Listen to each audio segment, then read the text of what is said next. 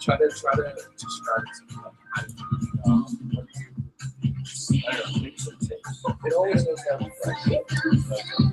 like if you make the price, yeah. Like it's not worth the value. All right, everyone. Welcome to the first really division meeting of 2015. This is specifically, Opp Meeting, and there'll be a lot of things covered today. But I'm really excited to kick things off and bring up Mr. Gamboa in a second. But I think about where you're at right now. You're in a very special place. Raise your hand if you started just in the spring. You've only been here like maybe a month or so. Okay, solid. So you guys are going to be the ones that probably take the most away from this meeting. If you've been around for a little bit longer, you've probably been to a couple meetings and maybe a few conferences. And really what we're gearing for right now, and a common theme that Jeff and I really talk about is the new FC and really just starting things up the right way this year. And I think about no better place to be at than this meeting right now. This summer coming up, there's a lot of different, areas for not only advancement, but also, of course, selling full time. And there's a lot of chances for you to stand out. And being in this room right now is really important because that means you're someone in some shape or form between myself and Ricky and, Jeff, that you stood out. And we feel like you should be here in this room. So I know it's Saturday evening. You could be doing demos right now. As business owners, we would not take our best people out of the field if it weren't for a reason. It's because we know it's worth your time. The stuff that you're going to learn today, we'll talk about, the kitchen system and selling higher. Ricky's going to give some tips on how to get more recommendations and stuff like that. There'll be a lot of tips involved, but also a lot of clarification. And there was a lot of talk on assistant manager and, the opportunity for that over the summer. And I know a lot of you guys have heard of things about MIT program and AGL school and all that stuff. And if you've started recently, you really haven't been exposed to that. So today will provide a lot of clarity. I'll, really just talk about the steps and advancement opportunities. And, I think about not everyone in this room, statistically speaking, it's impossible for everyone to get every single position. But I think between now and, May 1st, put yourself in a position where you just have options. It's better to have options than be an option, So, it's more important to, get from this meeting for sure and implement everything. But the best way to do that, CPO talks, I know Jeff will talk about that a lot, but just have as many demos lined up. Phone jam tomorrow so you can have a magic Monday so you can implement everything today. And, Jeff's probably going to give you his number at the end of the meeting. I would suggest to, text him updates and whatnot. He's definitely a good person to know. If you don't know him already, I know half the people in this room come from his office, but you definitely take it for granted being part of the pilot. And it's definitely a special thing. I used to be the pilot sales manager, so I know what it is to work with him. And he's someone that definitely screams professionalism. He screams energy, and he is just definitely very good at what he does. He's taken various offices and divisions and different things from, some of the lowest to some of the highest in the company. He's prolific in the company itself. Everywhere you go, everyone knows Jeff Gamboa, Jeff Gamboa. Like literally everywhere you go, people know his name, and it's for a reason. So I know you probably haven't seen from him a lot because he's really busy preparing people like me, preparing people like the branches for the summer right now. So the little times you do get with him, treasure them. They're great. And the times that you do get to hear knowledge from him, it's huge. And I know it's very, it leaves a great impression and definitely kicks you off the right way. And it's something that I know about Jeff is that he's definitely an energetic person, and he'll give you the best meeting ever. But if you guys bring the energy, if you guys bring the right attitude, if you're prepared, if you take notes, and if you just give him everything you have, he'll give that much of a better meeting. And you want the best meeting because this is the only meeting of its kind between now and I want to say June. So definitely take advantage of this opportunity. Afterward, I encourage you, meet other people. Definitely you want to get a chance to get to know people now before the division gets that much bigger. These are the people you want to stick to. These are the circles of influence you want to have. So with that being said, I want to kick off a great meeting. Let's bring up Vision Manager, Mr. Jeff Gamboa.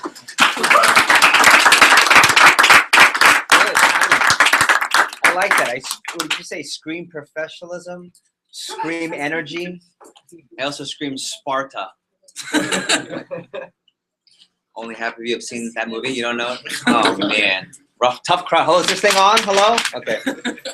I have a couple of random thoughts before I open up, and I know most of you, other than like just before this new group came in. I'm assuming it's the Miami crew. Okay, well, I can't wait to meet you. But Everton, I met for the first time, and Mr. Evans, cousin of Andrew Evans. What a great story. I have a couple of thoughts to share before we start the meeting. Number one, it's easy to leave a job, but it's hard to leave a cause. Okay, so odds are you're either here still because you feel like you can still do the job, or you've run into some challenges, but you feel like it's still worth your time. If you agree with either one of those, raise your hand, okay? Or somewhere in between. But one of the things I want to share with you at this meeting is that there's a cause that we have that I think is compelling enough for, and if I didn't believe this, I shouldn't have my job. We believe that we have the most compelling reason and cause for anyone at 17 to 24 years old. Right? We believe that we have the best experience, the M3PG experience. You guys remember that? So, and that's what we promote. I'm going to talk about that for a few minutes today for the time that I have with you. I want to welcome you in a second, but I see this picture all the time, and it's a Facebook picture. I'm not a big I don't participate in Facebook. I'm on Facebook, and I use it, managers, as you know, to communicate with you. But I like to stalk a little bit. I like to stalk and see what's going on. This one says, I am. Two of the most powerful words for what you put after them shares and really sparks and starts your reality. Okay? It shapes your reality, is what it says here. So I am. You can fill in an adjective that's positive or also what? Negative. Yeah, I am lazy. Well, then you're going to be lazy. I am not organized. Odds are you'll be disorganized. You ever go into an exam? I'm going to fail, I'm going to fail, I'm going to fail, I'm going to fail. Oh my God, I'm going to fail this exam. You're already screwing yourself. That's not professional, right? Sorry. That's my one. That's my one for the meeting. People inspire you or they drain you. Pick them wisely. So I think it's really interesting. When I have reps, all of you are doing the same thing, selling kitchen cutlery, correct? Yeah, I hope so. And wellness mats and pots and pans and other cool, great kitchenware. As you know, Cutco stands for what? Anyone know what Cutco means? C-U-T-C-O? How we got that name? Not you, you know. Cutco? All right, Ryan, tell them. Cutlery Utensil Company. Right? So we all do the same job. But why is it that you have certain people who have a hard time because, quote, my friends or my family, fill in the blank, are giving me a hard time? And you have other people who are just booming, like, I'm going to use Mr. Evans over here. You have nothing. His cousin is going to be a branch manager, was an assistant manager of mine, and as a 17-year-old high school senior was making 20 grand in the summer. So Mike's reality of Cutco is like, what Andrew did, this is awesome. But if you hang out with people who continuously tell you Cutco is blank and it's not positive, that's your reality as well. So if you're B Squad or already in management training, what do we talk about all the time when it relates to this? Your circles of influence. So who you surround yourself with, you soon too will become that type of person. If you walk with ducks, quack like ducks, hang around ducks enough, you'll be a duck. Right? True story. They do studies where they have different types of animals. Let's say groups of ducks in this case. And they put a cat or some obscure animal that's clearly not a duck. And they raise it with the ducks. And then it thinks it's a duck because of the people surrounding it. So if you want, think about where you want to be. If you want to be a great doctor, you better find some doctors to hang out with. If you want to be wealthy, don't hang with the broke people. If you want to be motivated and athletic, don't hang out with people on the couch eating Cheetos all day that never work out. You guys understand what I'm saying? Raise your hand and say aye if you understand what I'm saying. Yeah, so that's a really big concept. If you leave now, I've taught you something. If you leave now, I think you'll be better at Cutco and sports and school and your life. I was talking to Alfonso at bowling. He wants to get into business, right? He's kind of thinking about entrepreneurism. That's kind of how his family's been operating. I would encourage him to hang out with people who are also entrepreneurs. So, and with this job, like anything else, it's not that it gets easier, you get better. And that's why these meetings are always important when your manager says, hey, there's a Wednesday team meeting. Is if the feeling is I have to go, then I think you've missed a point. Hey, Mox, right? If the feeling is I get to go, if the feeling is I'm going to go and get better after, you're going to rock at this job. You're going to rock at all the sports you play, all the clubs you're into, and you fill in the blank. So I want to welcome you officially to our AM Opportunity meeting here in Fort Lauderdale. I want to welcome our Miami representatives. I want to welcome our A squad. I want to welcome our B squad. I want to welcome you to the Florida Caribbean Division. And there are over 40 divisions in vector marketing represented by a certain amount of states, or in this case, states and countries. And I'm the proud leader, and I get to represent our Florida Caribbean Division. Florida Caribbean represents, and actually the hat that Mr. Blake is rocking, there you go, the logo, all of South Florida, including the islands of Puerto Rico and the U.S. Virgin Islands. So we have expanded one of 40. Currently, you're in one of the top 10 divisions. Last year, the number 8 division in all of vector marketing. When I took over in 2010, my history is such that I came down here in 2010 to take over one of the bottom 5 divisions, arguably in the entire country. From a sales standpoint, bottom 10 out of 40. And within 2 years, we ranked back up to top in the middle of the group. Last year, we finished, 2 years ago, we finished up top 10. We've been top 10 ever since. So we literally have gone from worst to first type of deal. And that's the team that you're in, whether you're in Karina's office in Miami, whether you're here with Ricky in the Fort Lauderdale office, or if you're broadcasted in from San Juan, Puerto Rico, or Ponce, Puerto Rico right now, you're part of the mighty, mighty Florida Caribbean division. And with that being said, I want you to know that there's a certain way that we operate here, meaning the best job in the world, and I'm biased, for anyone that's under 25 that wants to make money, have flexibility, and get great experience, interpersonal or resume, or any of the above, is to sell Cutco knives. The best doctors that I know have sold Cutco knives. The best lawyers and engineers and entrepreneurs are the best Cutco sellers who are now managers. And I say that because it's the greatest undergraduate opportunity. I believe that. Flexibility, money, and experience. If you want the best resume, like real deal resume experience, there's a saying that we started saying is that if you want to be the first resume to get the second look. I think about that for a second. If you want to be the first resume to get the second look, go into management with us. And that's not for everybody, but if you're really about accelerating your experience and being separate and standing out amongst the crowd, get into management training. But I can tell you that you can sell Cutco across the country. You can sell in Puerto Rico, you can sell anywhere. But the best place to sell, in my opinion, and I wouldn't have my job if I didn't believe this, is the Florida Caribbean division. And I say that because we operate under 4 specific anchors, meaning these are the things that if you work in an FC office, you'll know that every rep, every manager, this is how we operate business. Number 1 is we always anchor number 1, operate with true professionalism. Our representatives are buttoned up. They're dressed up for meetings. They're professional. They don't wear hats at meetings unless it's the approved hat of the division. Woo! So where's he going? Where's he going with this? Where's he going with this? Oh, Blake, we have what a great story. True professionalism. It goes beyond just great language and having professional language or vernacular if you have a higher sense of vocabulary. It's not about dressing up. It's not about fashion. It's not about just showing up on time. It's about all the intangibles of, do you do what you say you're going to do? Do you follow up with customers? Do you check in the right way? Our representatives are always buttoned up. I love moms and dads that say, oh, I had one-year students come over. What a professional young lady. What a put-together young man for 17. That's anchor number 1. Anchor number 2 is explosive team building, right? We build our team from within, and that's why the personal recruiting program is such a big part of our company, because we have talent here, and we want more talent for people just like you. That's why, for example, Michael's here because of his cousin Andrew. We have Alfonso who's here because one of our previous district managers' sister who's worked with us recommended him. How many of you are here because you've been recommended or you have recommended someone to the job? Raise your hand. Yeah, and if you haven't yet, what are you waiting for? There's a lot of great stuff for you and helps build our team. I personally am thankful every year, the first weekend of June, I call Joanna Poncelinos for the past 18 years. Because if it weren't for Joanna Poncelinos, who recommended me to the job back in 1997, I don't know where I'd be today. And she knows every time I call her, because I only call her once a year, she'll say, I know why you're calling. I'm just here to say thank you, Joanna. And there's a song, Joanna, that it's an old 80s song, and I sing it to her. So anyway, I do. You know the song? You want to know? Joe. Yeah, because you're of the upper generation like myself. Oh, did I miss that?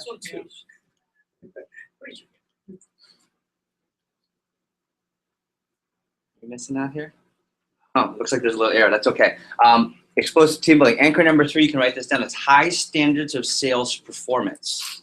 High standards of sales performance. Right? And you know what's interesting? When you hear enough times to the meetings, you already know the answers. When I say anchor number 1, everyone's going to say true professionalism. When I say anchor number 2 is explosive what? Team building. Everyone knows that. And when we have our next meeting, this caliber meeting, a month from now, we'll have double the amount of people. And then we have our May, hey Valentina, when we have our May meeting, I want you to know we're going to have in excess of 300-400 plus people, maybe up to 500 plus people. And when we get to our July meeting, we're going to have 1,100 people at that meeting. Okay? So it's good to be right place at the right time, early, okay? Anchor number 3, which I'll reference, is anchor number 3 is high standards of sales performance. So we have things called push weeks. These are times where our goal as an office group is to sell more Cutco at a specific time so that you surge your income, you surge your growth, but also you make a statement. You impress, in this case, the division manager, because this meeting is the assistant manager opportunity meeting. And then anchor number 4, my favorite, is aggressive pursuit of growth. What's great about our company is not just about income and flexibility and becoming professional, but what's great about anchor number 4, aggressive pursuit of growth, is that in an FC office, a big thing we take pride in is working hard to create personal growth. For you to become a better version of you, a better student, a better brother, better sister, better boyfriend or girlfriend, better husband or wife, better manager, better leader, better person and servant of the community, better person of faith for whatever you believe in. And that's what we love here. I love that. I love that our students read books on personal growth, not just the latest feed on your Facebook wall. I love that our students can quote Stephen Covey, John Maxwell, Anthony Robbins. Some of you don't know who they are, and if you do, these are things that great leadership and business leaders of our time and political leaders listen to. That's what our students do. Our students read books like How to Be CEO. How's that for a book? Think that might do something for you? Think and Grow Rich. The Millionaire Next Door. These are things that in our management training program, we have public speaking tutorials. Does anyone think they could learn and I guess take benefit and take advantage of that? Yeah, and those are the things that we love to share. Also, because in an effort to provide what we want to give to you. If you're going to be in an FC office, selling Cutco is just a part of it. That's just what you do. We want to give you what's called the M3PG experience. I want to define that. It's on our logo. But the M3PG experience is the most powerful professional and personal growth experience. Who's heard that before? Right? It's the most powerful professional and personal growth experience. If you're here for the short term, I would say you're just here for the summer. And then you're out. Midterm, a couple of years through college. Or long term, college and then some. Or career, like 2 of our guys here. We want you to have the most powerful professional and personal growth experience. When you're running your own business one day, you say, you know what, I learned everything at Cutco. When you get into the MBA program, like Denmore McDermott, went to Wake Forest University, and was part of our AGL training program. I just talked to him this week. I'm writing 3 letters of recommendation to 3 business schools that want to offer 3 MBA fully paid programs. And he goes, I never would have been able to do that if it weren't for the things I learned through Cutco and the M3PG experience. That's what we want for you here. So until you feel like you've gotten that, don't leave. Until you feel like you haven't, unless you feel like you've gotten that, don't leave. Get the most that you can. And maybe that light bulb goes off, right? The light bulb, we talk about light bulbs all the time. In fact, here's the rule. Whenever you feel like you get a light bulb, and what's a light bulb? It's a moment. It's like the aha, or I didn't think about that. That really hits me. I want you literally to put your hand up and go, psh, like the light bulb goes above your head. All right, ready? Practice with me. Just humor me. Let's pretend 1 + 1 = 2. Yeah. And it's not rude at our meetings to do that out loud, to go psh, to say it out loud, because it means, wow, we got through to you. Wow, you got a light bulb, or la bombilla, or el bombillo, depending on which Spanish I know. In Puerto Rico, la bombilla. The rest of the world, el bombillo. If you speak Spanish, you understand that shit. Okay. So, right? Maybe it's, hey, you're not 18 years old, you can run an office next year for 4 months because that's the type of opportunity we have for you. Psh, that might be your light bulb moment. So, can everyone agree? If you get a light bulb, don't be shy. Is that cool? Yes. Yes? You with me? Say yes? Yes. All right, awesome. So, why this meeting? And as I turn things over to Karina, why this meeting? This is the assistant manager opportunity meeting. You're here because A, you've sold at least something, or about to. B, you have a great attitude, we like having you around. And C, whether you're interested or not, we want you to at least hear what we have to offer. But just by being here, I want to give you props and tell you that it means you have a great personality, you're willing to learn, and we could potentially see you with the right training in our management training program. I want to talk to you about the summer of 2015. There's nothing like a Cutco summer, man. Oh, there's nothing like Cutco, but there's nothing like a Cutco summer. Who started September, non-summer, school year, December, September, right? Everyone, most part. Who started summer? There's nothing like, look at Luke in the back. There's nothing like a Cutco summer. When you think of Cutco summers, you think, help me out, AGL, and help me out, B Squad. What do you think? You think of push weeks. Sales. You think of big people. Lots of people. Steven on stage dancing, right? What else do you think of? Growth. What do you think of? Think of pool parties with the team. You think of barbecue with 100 people from Cutco. What? Early mornings to get on the phone, right? Late nights to close the orders. Crazy team meetings. Crazy team meetings where this right here is just the key staff. Remember Inferno Team Wednesday? I said the key. This is what the key staff will look like. Oh, by the way, 2 weeks our team meeting will be this big. 3 months it'll be 3 times the amount. You have to open the door, you have to sit in the back. We're gonna have rows of chairs outside. In fact, we're probably gonna have to do what we call pickup truck meeting, where we pull a pickup truck, put the lights on, blast the boombox, and everyone's outside in the parking lot. By July, we'll have a boombox. We'll have a pickup truck meeting, and so will Miami. It'll be that big. You know that office you have on the 3. You know, I know your office, right? That like shady alleyway. I know you all, right? It's kind of. Once you get there, it's okay. Okay. So with that being said, so I really want to get you excited about going into the summer of 2015. Okay. Some of you thought of this as being your spring semester gig, and that's okay. I want you to think about how do you make the most money, experience, and fun this coming summer. And I hope that lights a light bulb for you. Okay. So how to get the most out of this meeting? We're going to talk about the assistant manager opportunity. We're going to give you some tips so you can sell more, so you can earn a spot for the assistant manager opportunity. How to get the most out of this meeting? Like any Cutco meeting, like any FC meeting, number 1 is take a lot of notes. Take a lot of notes. My first tip to you. And everyone knows that. Why? Because there's a difference between passive learning and what? Active. What's the difference? Active is when you participate. You guys remember from training? It's not what you say, it's actions speak louder than words. Yeah, but when you keep saying that over and over and over again, you don't have to think. It's called muscle memory. It's the same thing here. Take notes. Oh, that's an awesome tip. If you don't write it down, that's like sleeping on your textbook and hoping to pass the test. Right? It's like, I got it. No, that doesn't work like that. It doesn't work like that. Okay? So take a lot of notes. And you can also tell who has a Cutco notebook or who has a notebook where they just fill in the pages from the last subject they didn't really like.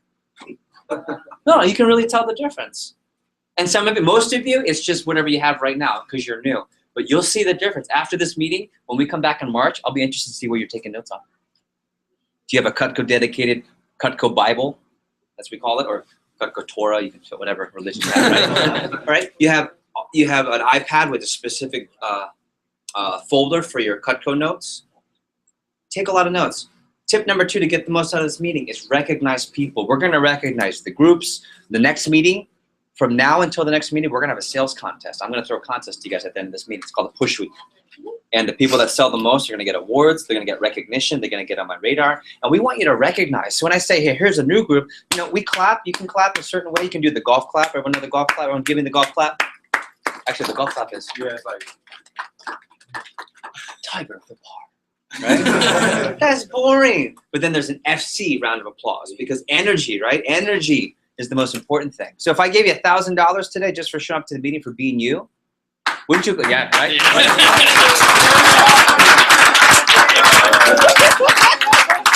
Okay? And that's how you clap. Why? Because you don't want to be what we call too cool for school. Too cool for school is this. You're at the meeting, you're like, right? You're just too cool for clapping.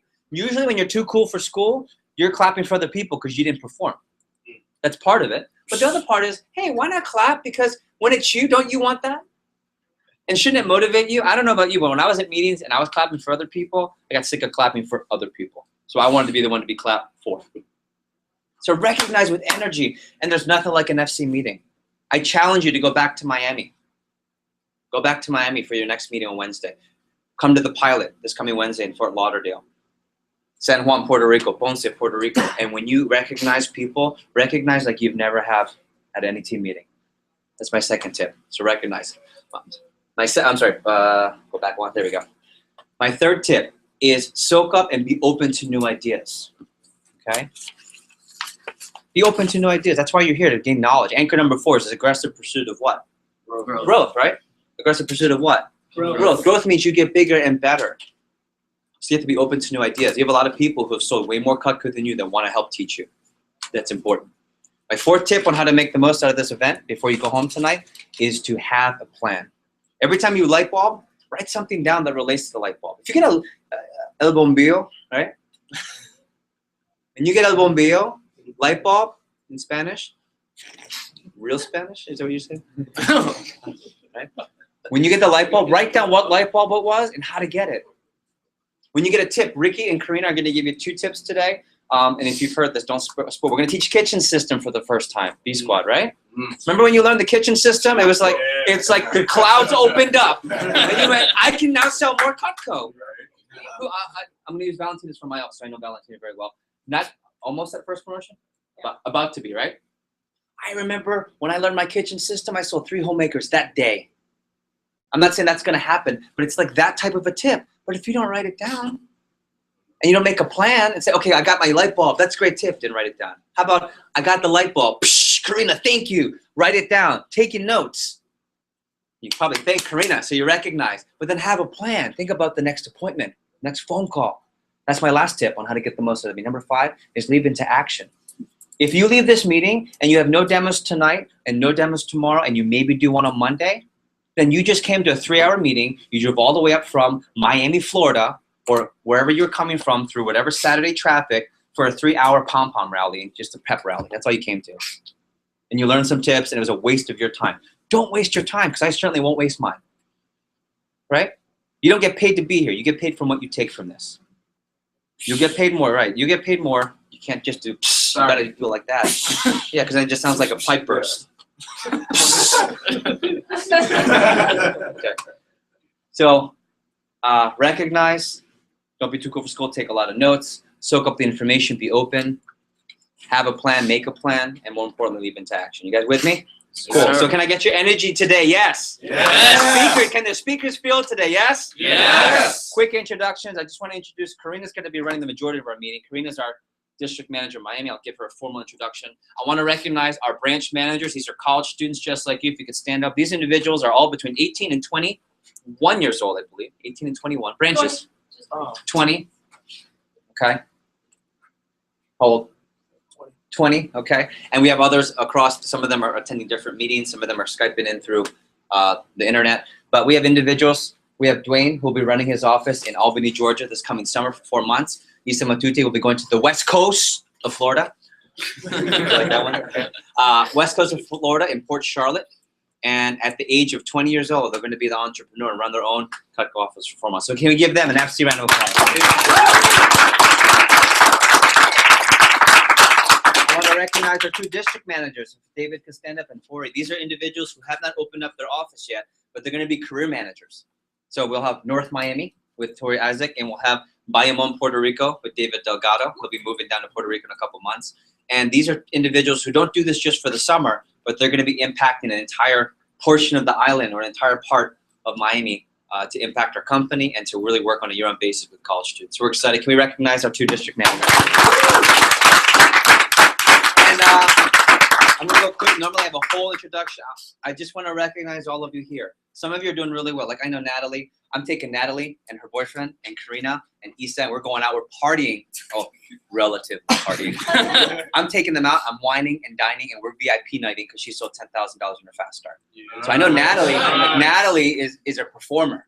Some of you, you haven't even hit your first promotion yet. So you're like, why am I here? You're here because you're here because you have a great attitude, and we believe you should be here. So there's not a single person who's here that shouldn't be here. If you're on B Squad, raise your hand, B Squad, okay? You're here because you're still in the mix, earning a spot. I'm gonna break you in a little bit to come join us. And you're here because you're gonna play some leadership roles. So every single person here makes a big difference. Don't think if, oh, I've been to these meetings, these are for the new guys. This meeting is for the muxos in the back and I can name every single person here. Jonathan, I can go all the way through. It's for every person. It's even here for Karina. This meeting is for Karina, so she can help start to determine who she wants to work with. I'm not going to go too much into this because Karina will, but get on key staff. Okay, and she'll cover the qualifications. I'm going to skip this pretty quickly just to get to. Here we go. You guys, some of you already know this already. Personal recruits. If you're a personal recruit, continue. You know, there's a contest where you can win the 42-inch flat screen TV, Amazon gift card, Beats by my good friend Dr. Dre. Or the travel voucher. Make sure you participate in that. And I'm going to give you a couple keys to success before we dive into the meeting. Number 1, this is a saying, if you know this, it's MMC what? DMD. One more time, MMC? DMD. Yeah, that means make more calls, do more demos. If you ever have a hard time and you're not making enough money, you should be making more calls and doing more demos. But I don't have enough people to call. You should work on that so you can make more calls, which will help you do more, which will cure everything. CPO talks. CPO is the answer. Get on my radar. You'll hear that concept all the time. Get on Jeff's radar. All the things that are going to get you so excited today from Karina's message about what you can earn, it all goes through me. And this has nothing to do with ego. It's just that if you're going to go into management with us and get into our management training program, be part of the summer leadership team, you've got to get an interview with your manager and you have to get accepted with me. So it's good to get on my radar. And how do you do that? It's through CPO. I'm going to give you my phone number in a second. Hopefully there's a light bulb for you, right? Okay. CPO talks. If I weren't important, I wouldn't run the meeting. If it didn't matter with me, it does matter with me. That's why I need to put the name to the face. That's why it's really important, even though you're part of my office. And last time you saw me, I was in Ravens gym gear, okay? But now I want you to know that, I want you to see physically that this is about business. This is a business opportunity for all of you, even though the bowling was pretty awesome. But you guys are good, especially Ricky's video bowl. Wow, Okay, yeah. I'm still dreaming about that. You won't do it twice, though. And hit your promotions, okay? And some of the promotions have changed. This is if you've started before in 2014, these are your promotion levels. In 2015, there's a different set.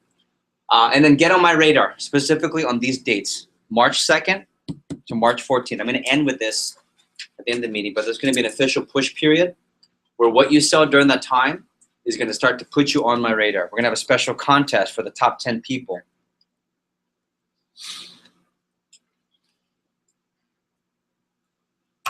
Okay, and we're going to maybe kick off a little contest for the top people who hit the highest sales during that 2-week period.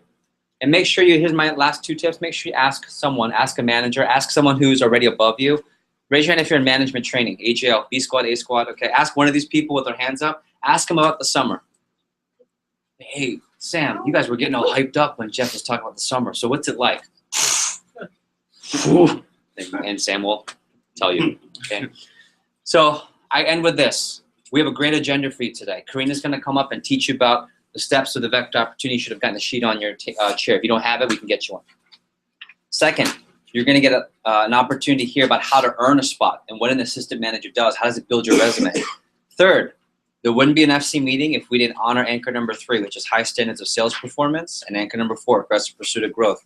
We're going to teach you the goods. We're going to teach you the kitchen system. We're going to teach you the Jeff Gamble magical phrase on the company page and how to get more recommendations at the end. Right?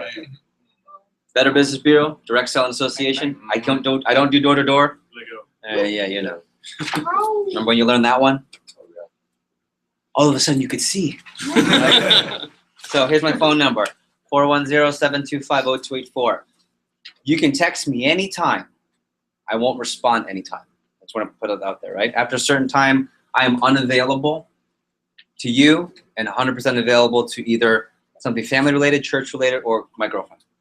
Okay, and I won't be available for you. Then a certain amount of time I'll be available only for my district managers. This number is important because whenever you have something hot update, I just sold, hit my next promotion, my first set. I left the meeting and I sold my first kitchen system. That's one of my favorites because it showed that you left here into action. Text me, but don't just text me that. Text me your name and your office too. Okay. Hey, just sold and had my first grand day. Thanks for the tips, Blake, South Miami SWAT. Whoop, there's my radar. And when I start to get it over, and Blake's a great example because he got on my radar, I didn't really know who he was. In fact, we didn't even kick it off the right way. The first meeting, we didn't kick it off so hot, but his sales kept coming, text message, and now that's my guy. Okay, so you really have to use that. If you're not sure what to text me, like, hey, I just sold a peeler. Should I text Jeff? No. You would think yes, maybe no. What if you had like 0 for 5 recently, but you came back and you finally sold something? I wouldn't mind that report.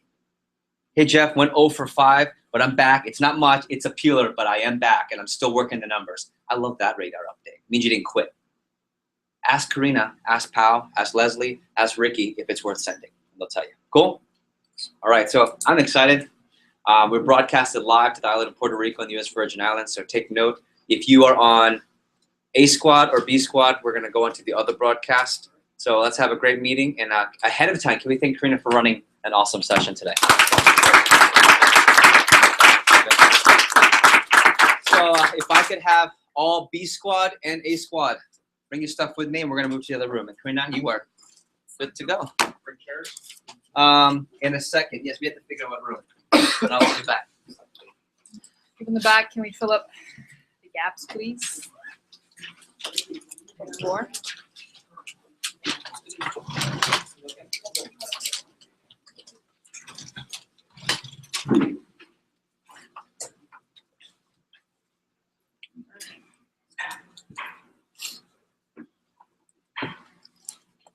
Wait, B squad 2? Yeah, B squad 2. Okay, cool. Awesome. Hey guys. Some of you are obviously familiar faces. You come to my office. Some of you I just met today, so I'm really excited to impact you. Right now, I'm mainly just going to talk about the steps. If you can pull out the document that was on your chairs. I'm assuming everyone you can read, yes? Yes. Okay, so I'm not going to read what's on here. I'm mainly going to, I guess, just talk about requirements needed to get to certain levels. I'll talk about my experiences and some of them as well. You might be able to relate to them. A couple of you might not have any interest in anything on here, and that's okay. You might just be part-time, whatever it is. But if you're here, it's because in some shape or form, your manager thought that you'd be potential for any of these opportunities. And, if you keep playing your cards right, ideally by the summer you're in one of these spots, but, if not for years to come. And I think it's always cool to just know what's available to you. I know for me, I just started this thing because I wanted to go to Italy to study abroad. My parents didn't want to pay for it. The movie Taken 2 had just come out, or Taken had come out, and they were just like, nope. So, I didn't even think I'd be good at management or even potential for management until they even brought it up to me. I was just selling. I ended up winning a scholarship, and then that spring, I literally got a text message. She was like, "You ready to slide onto staff?" And I'm like, huh? I didn't think that was an option. And, it's been great ever since, and I'll share my stories in a second. So a couple of you're just like, management what? And know that none of us are, yeah. Jeff wants to know if you want B squad for this part, for this section. Does he want B squad for the section? I don't really, I think they'll get something from it. Okay. But it's up to them, or him. What was I saying? I have like ADD, I can't. Anyway, none of us are interested in working with the people that are in these chairs right now. We're interested in working with the people that, 3 months from now, 6 months from now, a year from now, the 2.0 and 3.0 versions of yourself. When I first started, I was the shy and quiet one, literally did not say a word. I would come to the office, I'd book my demos, I'd leave. I would not go to any team night out because I didn't associate work with friends. It just didn't make sense to me. I didn't even open my mouth. They didn't even find out that I had a sense of humor until later on. So, and so know that, I've obviously changed. I got more confident. I'm still the person I am, but again, we're not interested in working with one year right now. Think of yourself how you can be in the future. So B Squad, this would be good for you to take notes on how to give this message, because for sure these are messages you want to be promoting every meeting. You want to be good at this kind of stuff. So we'll start, first and foremost, key staff. Raise your hand if you're on key staff already in your office. Okay, cool. So about half the room, I want to say. If you're not on key staff, I love key staff because me personally, I don't have a lot of time. And if you're in Jeff's office or in Puerto Rico, I definitely just lowered this. I forgot that. Sorry. Or in Puerto Rico, wherever offices you're from, district managers, we don't have a lot of time. I'm running interviews, I'm running training, I'm running a bunch of stuff. So if there's people that I actually speak to, it's my key staff. A lot of people call me all the time or text me like, we never get a hold of you. And I'm sorry, I'm busy helping you make money, okay, by doing everything else. But key staff are the ones that I speak to more consistently. And, we'll teach things in regards to advanced sales topics. Those are the ones that I love teaching things that have nothing to do with Cutco. One time I taught people how to grocery shop just because I think that's important. And so we went into that, and we'll dive into public speaking or a bunch of different things. But that's just where you really start getting good at the business. You really start honing your craft, and you really want to think about, raise your hand if you're like on the pre-med track. Anyone pre-med you think you're going to be, or anyone going into like law maybe? Is you're going to study a lot. You study a lot because what? Those professions typically make a little bit more income and stuff like that. You have the opportunity to make a butt ton of money, okay, we'll put it that way, with us.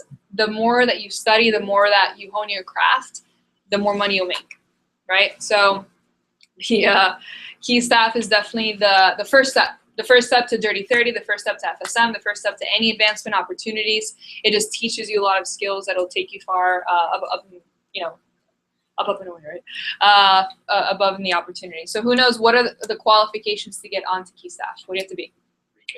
3K in sales, positive attitude, you should ask. You just need to ask about it. So if you're in this room, for the most part, I think most of you should be interested in key staff. I know if you're in my office, I've had a few people ask me already about key staff. Just ask. I promoted one time someone, they were like 12K in sales. Like, why would it take so long? I'm like, I didn't think you were interested. We're not here to sell anyone to get onto key staff. It's a great crew to be on. And everyone knows the FC key staff, because what do we have? FC sunglasses, the red Ray-Bans. I always have some in my car, and like I just drive around in them. And it's funny, like I'm like, oh, I love your glasses. And like, what's the FC? My parents always ask me, the FC shirt. Like, what is that? And I have to go into the whole spiel. FC shirts on for sale, by the way. Oh yeah, $10. there you go. So, FSM. It's just not even fair. It really isn't. Like, once you get to that level, it's just selling at half baby or making bonus, right? Once you're making bonus, anyone got a bonus check company? It's just like I remember being in Italy and selling, as I left in Italy, there's 4 weeks in the month. I left like the last week and I sold like the first 2 weeks. I took like a couple weeks off for packing and stuff like that. And I had got my bonus check like right after Spain. And I did not spend my money wisely in Spain. I put it that way. I spent a lot than I thought. I remember like getting to my apartment in Italy. I'm like, man, like whatever, it's fine. Everything's cheap here. It's all good. And I checked my email. Whoop, like almost a comma paycheck in bonus. I didn't even work for the past like 3 weeks. And I'm just like, I'd forgotten about it. And I'm like, yes, it's okay, guys. We're good tonight. And it was just such a great feeling.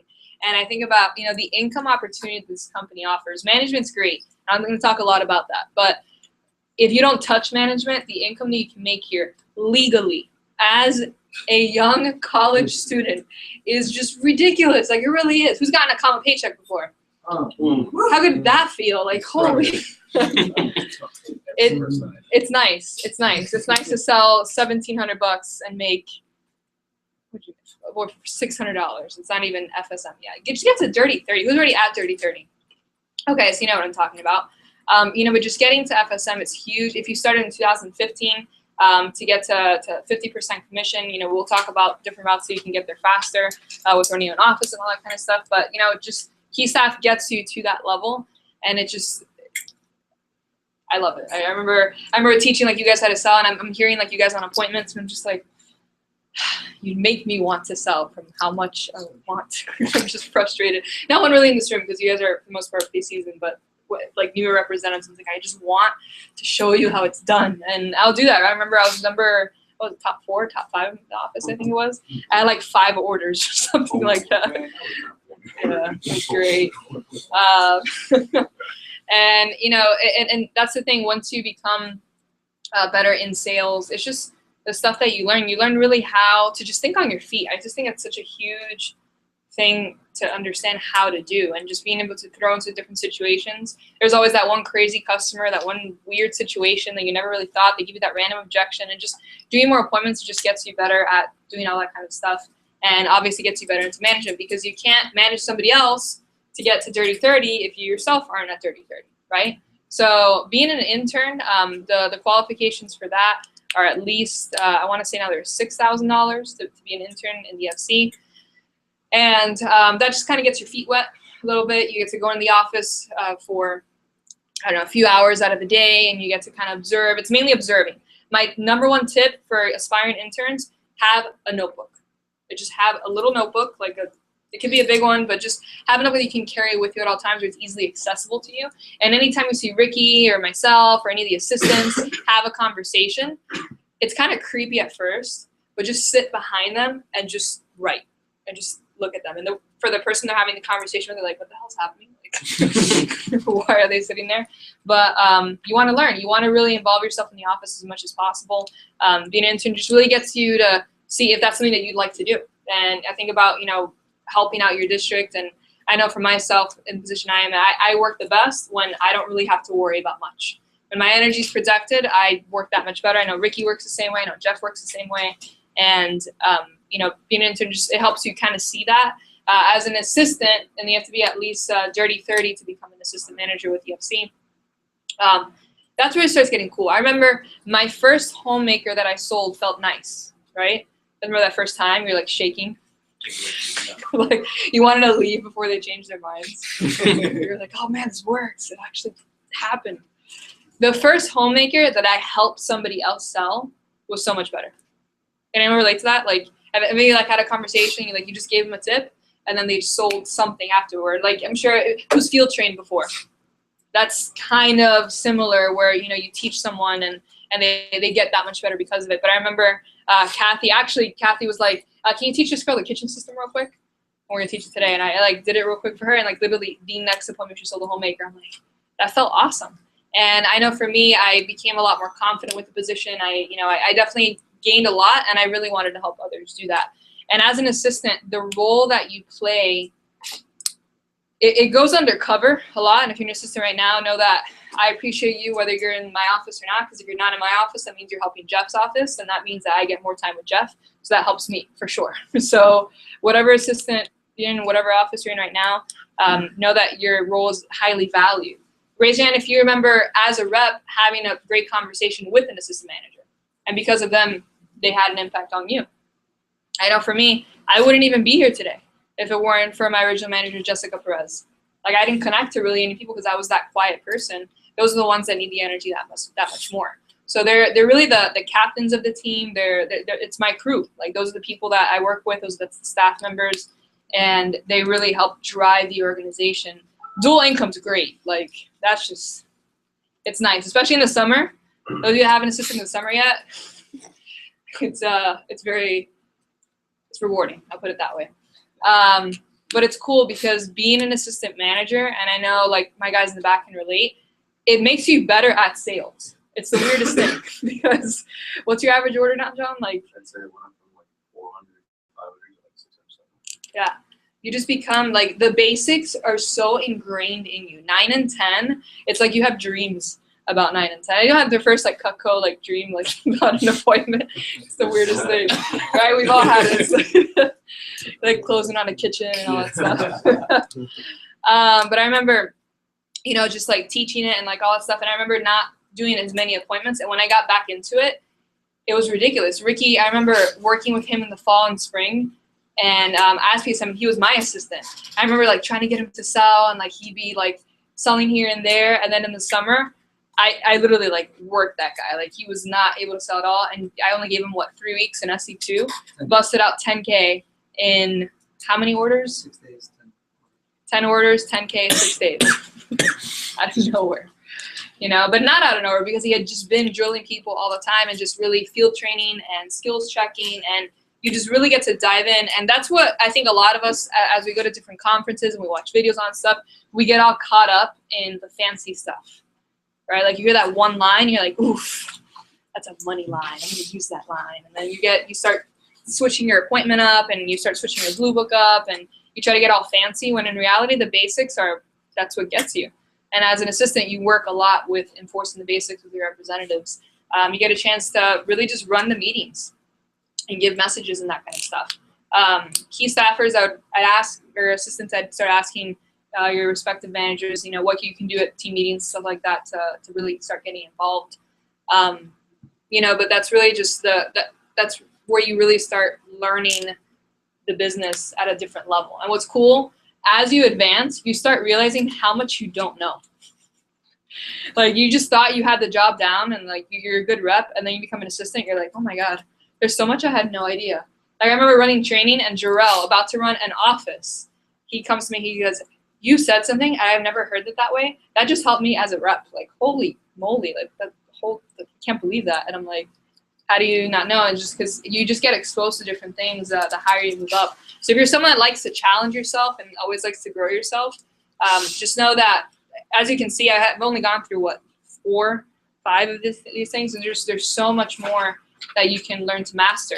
I think about Isa, one of my assistant managers. She's like, just when I think I've mastered talking to people, I hear a message and I'm like, crap, I don't know what the hell I'm doing. And then, you know, she gets that much better at it. When you know, there's just so many things as an assistant that what's cool is you get to do it and you don't have to pay the bills. You get to learn on your manager's dollar. So you guys get bad shows. We're just like, just lost money. It's okay, but you're learning. That's fine. That's what I'm here for. So, you know, it's definitely cool. There's different areas to be an assistant. The different types. There's selling assistant. So those are the assistants that mainly sell. They're in the office maybe 1 or 2 days out of the week. And their job is to field train the heck out of anyone on the team. Like, anybody. You know, I think about some people tell me, Oh, I don't know if I want to take this person field training because of blank reason. I don't care.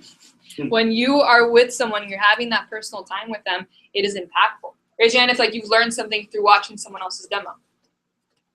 I watched someone's demo that was new, and I learned something. They like said a joke, and I'm like, that's such a funny joke. Like I would have never thought of that, because everyone thinks differently. So you really get a chance to impact them, you know, and really just drive that sales culture of the office, which is huge, and really just driving that sales force. And obviously, you make more money yourself because you're selling as well. I think about there's also the recruiting managers, the ones that run interviews. I remember talking to my mom when I was interviewing because I majored in physical therapy, and I'm talking about the grad program. And I had to take what's the test I had to take? The GRE, right? And then there was a GRE score that they viewed me on. I had to run the interview, or like I had to have an interview with someone, and they looked at my overall GPA. So this is like my junior year of college or like my senior year of college. I'm talking to her about it. And she's like, well, what do you have to do? I'm like, oh, my GPA is okay. It could be a little bit better, but it's pretty solid. I'm like, the interview's fine. I'll be good with that. And I started. She's like, wait, what do you mean the interview fine? She's like, you really have to prepare for that. Da, da, da. And she's like trying to lecture me on the interview. I'm like, Mom, do you have any idea how many people I've interviewed? Just guess. She's like, I don't know, a few hundred, a couple hundred. And I'm like, that's how many I did in a summer. She's like, you interviewed 1,000 people? And I'm like, all right, baby. And she's like, 2,000? I'm like, it's closer to like 3,500 people. She's like, Karina, I had no idea. I'm like, I think I'll be fine with the interview. I think I'll be okay. And it's just so cool. I remember like sitting there and like interviewing people that were twice my age. Or it was funny, I remember interviewing someone that went to my high school, and they didn't recognize me, and like I didn't want to say anything because it'd be kind of weird. And then like they were like trying to impress me and all that stuff. And at the end, when I finally accepted them, they're like, by the way, they're like, where'd you go to school? I'm like, I went to Southwest, just like you did. And they're like, I knew I recognized you. They're like, you're so different now, and like all this stuff. And it was just so funny. They were like intimidated by me when I was like the shy girl in high school. And it's cool. And like you really learn how the art of recruiting is just huge, and knowing how to read people. I can literally read every single one of you by talking to you in maybe 10 seconds, maybe 30 if you're like a shy, quieter type. But even then in 10 seconds, I can tell that you're shy and you're quieter, you know? I remember interviewing a girl last week, and she was so professional the entire time, but I just noticed different things. And I told her, I'm like, I can tell you have a lot of energy. And like in 1 second, she goes, yeah, I do. And like just burst out laughing. When the entire time she was like poker face. Like I knew that kind of stuff just because of how much interview experience I have. I think about, you know, there's the recruiting manager role. There's the recruiting manager assistant, but more like on the PR calling side. Reason if you're a personal recruit, you were recommended to the job. Okay, you were called by either an assistant probably or a receptionist.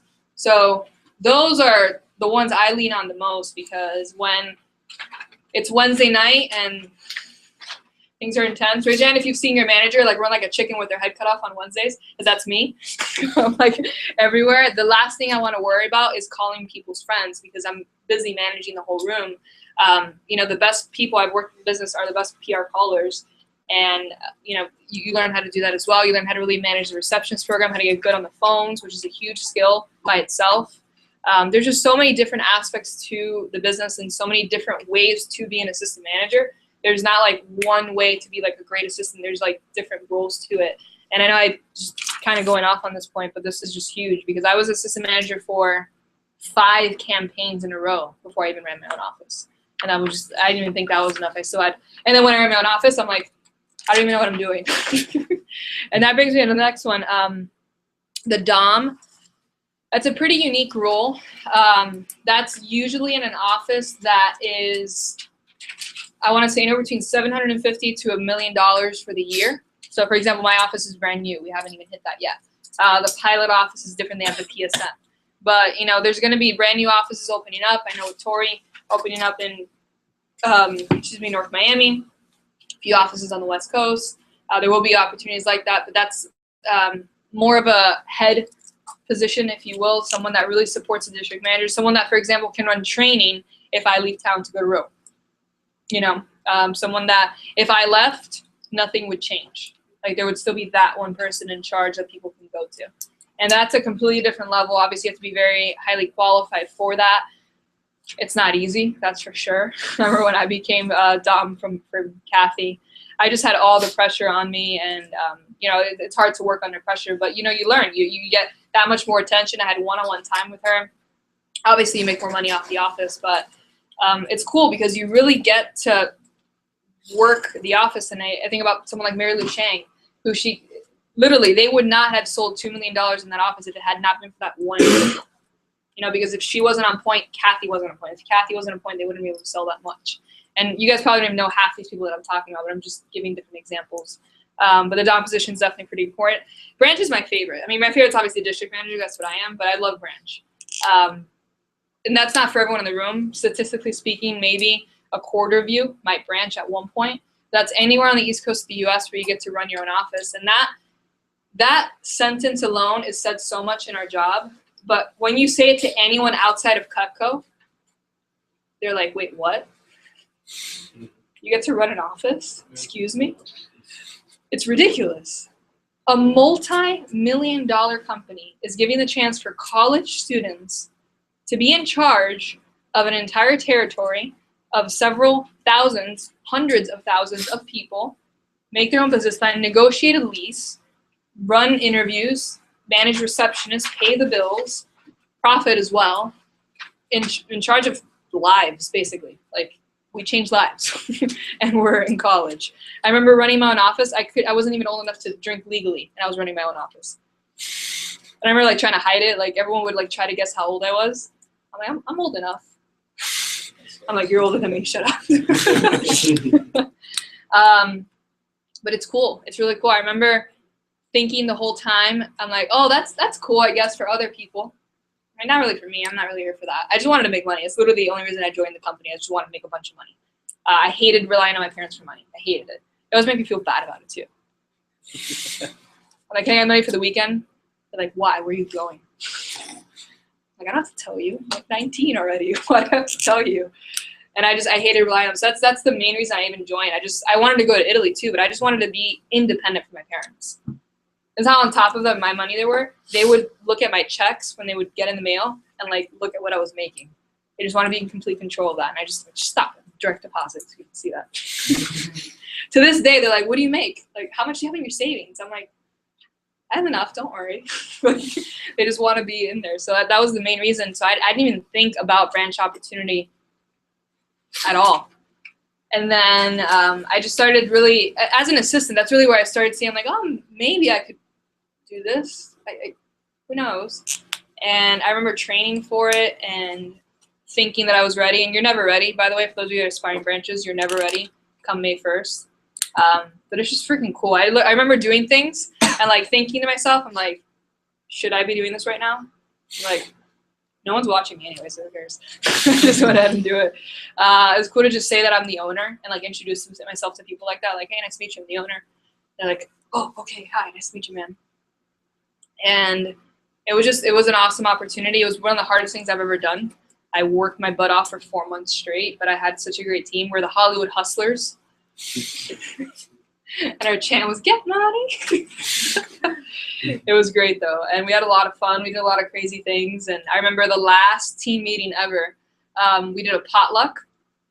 One of the reps that were on my team worked at an Asian restaurant. So we just brought, like, giant, like, trays of Chinese food. Just, like, fried rice and, like, all these different things. And they brought water balloons. We had a giant water balloon fight in the parking lot. There's literally, like, neon water balloons, like, covering the parking lot. By the end of that night, and thinking to myself, like, this is crazy. I can't believe I get paid to do this. And it definitely kicked my butt. I didn't really know what I was doing, but you know, I was doing it and I was impacting people. I remember hearing stories from individuals. I'm just like, how, like really changing their lives just from a simple conversation. I remember going to my physical therapy department and telling them about branch because I just wanted to find out. I went there for something completely different. I went there to find out what I needed to do to get into the program because I was taking a whole summer off. So I needed to play catch up in the fall. And she goes, wait, tell me about what this is again. And I started telling her about branch. And she's like, wait, what? She goes, you're going to do this and this and this, this and this? I'm like, yeah, okay, fine. And I just like went more into it. And it was funny because I went in there trying to get into a program. And I left with her so excited to have me in the program. She's like, I can't wait to have you as one of my students. She's like, this is phenomenal. I don't know what the heck this company is. I've never heard of it before, but you need to stay there. She's like, this is great. The fact that you're learning how to do this. She's like, don't you want to run your own clinic one day? I'm like, yeah. She's like, even if you didn't, she's like, you need to know how to do this. Because anywhere you go, like you have to learn how to present yourself to people. You have to learn how to sell things. I love it when I hear, I can't do sales. I'm not going to do that ever. I'm like, shut up. It's never true at all. It's so funny how people think that. I remember being in a physical therapy clinic and they were telling me, like, oh yeah, we had to leave real quick to go to this doctor's office and we had to sell them on a presentation or something. I'm like, wait, huh? I didn't even realize that. I had no idea. They're like, oh yeah, like in order to get patients here, we have to talk to doctors so they can send people to us. If not, we run out of business. And we have to do that every single week. You know, there's sales everywhere you go. You always have to learn how to do it. And I was talking to somebody that I met. My friend had a going away party. And we ended up meeting this guy who was in sales for a cruise line. And he was like, anyone can do sales. Anyone. And I truly believe that you don't need a certain type of personality. You don't need to do you don't need to have like a certain type of, A-type personality in order to be good at it. And same thing with branch. If that's something that's exciting for you, it looks killer on a resume. Like once you get branch on a resume, you're solid. Like if you want whatever you want to do the rest of your life, I promise you will stand out. It's a unique opportunity that there's nothing else like it. Who are my business majors here? Yeah, this branch is an MBA, and you don't have to pay for the tuition, and you profit. That's what it is. In 4 months, you get an MBA. Essentially, that's what you do. And I talk to business majors. I talk to everyone that's in, because I have friends in a bunch of different majors, and I know so much more about stuff that I haven't even learned about in their classes than they do. Like I've coached them on so many different things. My friend was freaking out over a 7-minute presentation she had to do in class. When I'm telling you, I was pulling all-nighters. We've pulled all-nighters before. Not fun. So we're pulling all-nighters together, and she is stressing, and she's like one of the most laid-back people I know. Like that's like my laid-back friend, and she is stressing out. And I'm like, Stephanie, what's wrong? Just tell me. What's going on? I hated what I was studying anyway, so I needed a break. She's like, I have to do this thing, and I have this presentation because of the teacher here, and I have to talk about all this stuff. And I'm like, okay. She's like, it's like 7 minutes. I don't know what I'm going to do. And I'm like, I can talk about myself for 7 minutes. It's not that hard. And I literally just broke down like, right, it was something about history. I don't even know what the heck it was. Something in history that she had to talk about. And I just broke it down for her. I'm like, why don't you talk about this here, talk about it here, create participation here, and just end with this note. And she's like, oh my God. She's like, that didn't even take you 7 minutes to talk to me about. But I was able to do that on the fly. Because after branch, literally everything is just so easy. Right, Max? I don't do homework. Straight A's. I don't know how or why, but it's weird. Like, it's just like problems are just like, wait, I ran an office and I had to do this and I do this. And my friends are like freaking out over a paper. I'm like, it's just so stupid, but it's not like, but that's the thing. We take it for granted. I take my opportunities so much for granted. And I'm 24 years old. I have people that have already graduated college, and just on their end, it's funny to see just how far ahead. It's true when they say the vector 18 is so much different than the normal 18. Can anyone already feel that already with your friends? Like the way that you speak to them, the way that you talk, and you guys haven't even been around for that long. It's cool to see that already. But it's so true, and this is coming from someone that's already past college. I'm in a different position than all of you right now, like in life, that this just gives you the life skills. It's so true. Like it's really, and it's cool because it's so easy to work on things here. Like if you have a problem with time management, what better place to do it here? If you have a problem with public speaking, there's so many opportunities to give you a chance to. I have friends that they're in other jobs, and the way that they start, they don't even talk to their boss. And you guys get a chance to talk to the division manager whenever you want. And text him. Like I have a friend that in order to talk to her boss, she has to send an email to his receptionist, and then she has to email her back and forth. And like the guy's like down the hall. And like, it's like this whole, like, it's like between 3 people, and then she gets a chance to have a 5-minute conversation with them. And that's it. When you guys have full access to not only people like Jeff Gamboa, but just people that are great in the business, that's what we love to do. We love to help you. We love to do that for you. And, you know, you definitely want to take advantage of that. So a branch definitely helps you in standing out and all that stuff, but branch aside, you know, you want to take advantage of that opportunity in general. Like, this company is very different in that term. PSM, if it's even mentioned that you could even be a thought of a potential PSM, you should take that as the highest compliment that anybody in the business can give you. It's huge. The fact that you are in charge of the most important office in this division. You know, Ricky has one of the hardest jobs, if not the hardest job. He doesn't have to pay the bills, but he has all the pressure. It's huge. You have to support, and you get one-on-one time with Jeff Gamboa. That's where I learned the most, really, in this business, and it's hard. You guys don't know the stuff that Ricky goes through, but he's put under a lot of stress, a lot of pressure, and he's performed, you know, very well. And thanks to him, this office has gotten significantly better.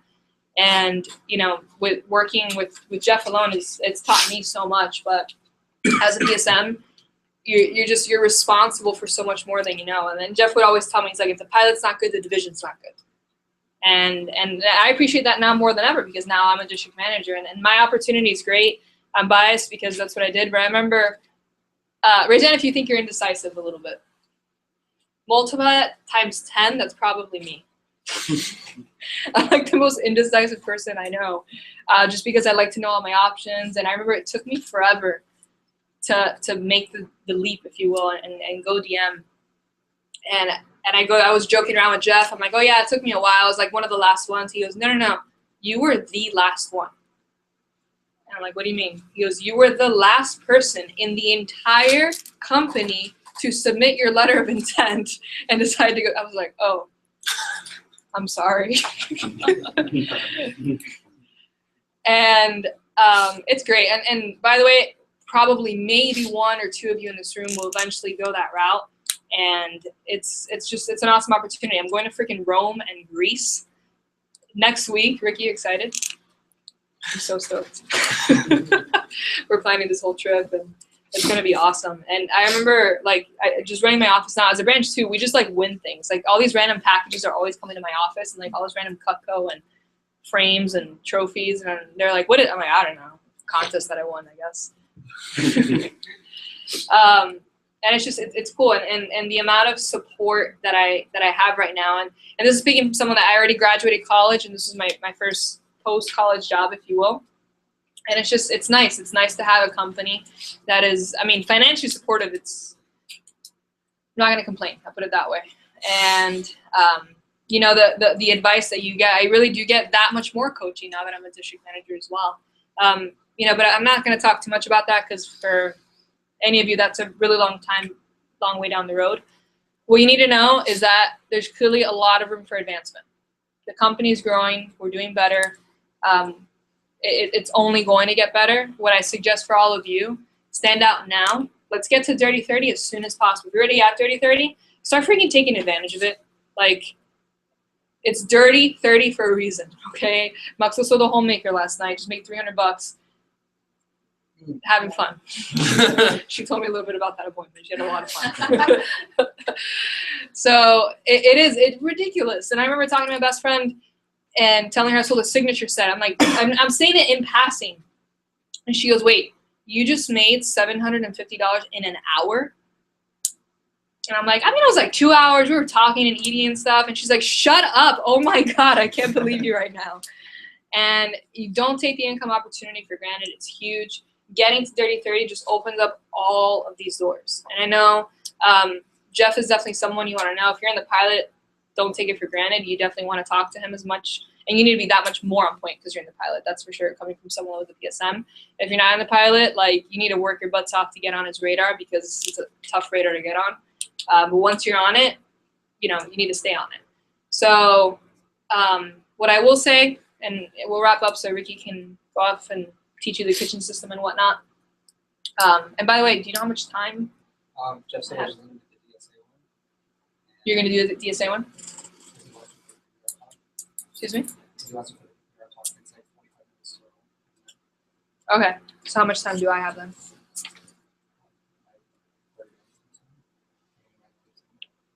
Yeah, I can just dive right into the introduction after this.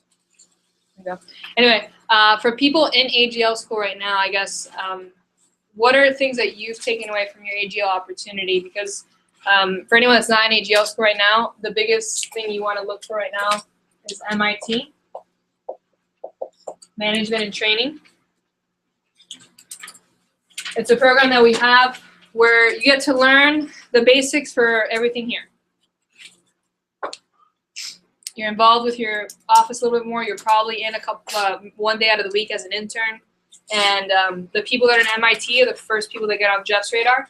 When the summer hits, this division is going to explode. Like, I'm not talking about like a little office like this. This is like a team, not even a team meeting in the summer. Like, not even close. Who's been to SC1, SC2, SC3, any of those? Okay. Those of you that haven't been to one, I mean, you don't even know. Who's once a year in banquet? Okay, so you kind of know that's like more fancy, if you will, but SC1 is just ridiculous. And you'll hear a lot about that when it comes closer to the summer. But you'll see there's a lot of people. You guys are in the best situations right now because you have a chance to stand out before other people do. Because all these positions, by the way, there will be people in the summer that will earn them. Don't let them beat you to it. Don't let them beat you to it. But how come like it gets bigger, like you gotta leave after the summer or something? It gets bigger because everyone's out of school. And then after the summer it dies down. Well, some people go away for school and stuff like that. That's why. But like if this was a sport, summer would be our season, if you will. So because of that, the company's smart and they put like different conferences in line, and you know we try to cater to you guys as much in the summer as possible. So I started in the fall, and I was that person. I was that person that beat out people that started the summer prior to me, and they thought they were all cocky. They were like, oh yeah, for sure, I have a for sure spot in as an assistant this summer. They were so cocky, and I was just the quiet girl. I was just like doing my thing, but because I was so consistent, you know, I got promoted ahead of other people. So that could be some of you in this room. You know, but there will be people this summer that I promise you they'll stand out. Don't let them beat you to it. So MIT is the first step to get into AGL school. AGL school, there's an interview involved with Jeff, and you see him all nice now. He is intimidating in that interview. And mine was pretty intimidating. I was like the first interview ever of AGL. It was a lot of pressure. Yeah, we're gonna take a break in a second, actually. So we'll take a short break after this, but I guess from current AGL members, what are things that you've taken away from your opportunity that you can share? Yeah. Like that, I mean, I'm still in high school, and I'm assistant manager for Marquez, and I'm teaching people my age, people older than me, talking to people older than me, how to have conversations, daily conversations, how to really just not be stressed, how to plan their life out. And it's just something that's ridiculous, the fact that I'm still in high school and I know things that people in careers don't know. I've interviewed some of the people that are here. So, you know, it's awesome. It's a really good opportunity. Anyone else? Sorry about that. You, Were you and then Blake? you start, like once you're in AGL school and once you're going through all this management training, everything like that, you start learning not only how to help plan other people's lives, you really start learning how to plan your own life. Yeah. You start learning how this goes before this, because if I do this, then it's going to mess up this. And you start seeing the bigger picture, and you start seeing the steps that you have to take to be where you should be, as opposed to making like all these huge mistakes when you can make little small ones that you can actually fix yourself. So. Yeah, definitely piggybacking off of what Sam said, especially with time management. It definitely helps you out a lot, especially if you're in college, even if you're in high school, you just find out exactly what needs to be done. And also, I guess, big rocks versus little rocks, which is basically the more important stuff before the more least important stuff. And definitely one big takeaway that I really appreciate from AGL is using the skills of management, time management that I've learned, and teaching it to my parents. How about that? That's Whoa. That's awesome. Ryan and then Luke. Yeah, you guys just stole my thunder, but I was going to say, honestly, because I learned how to use a planner and how to plan out my life, and I literally have every single event down to eat and who I'm going to hang out with at certain times of my day.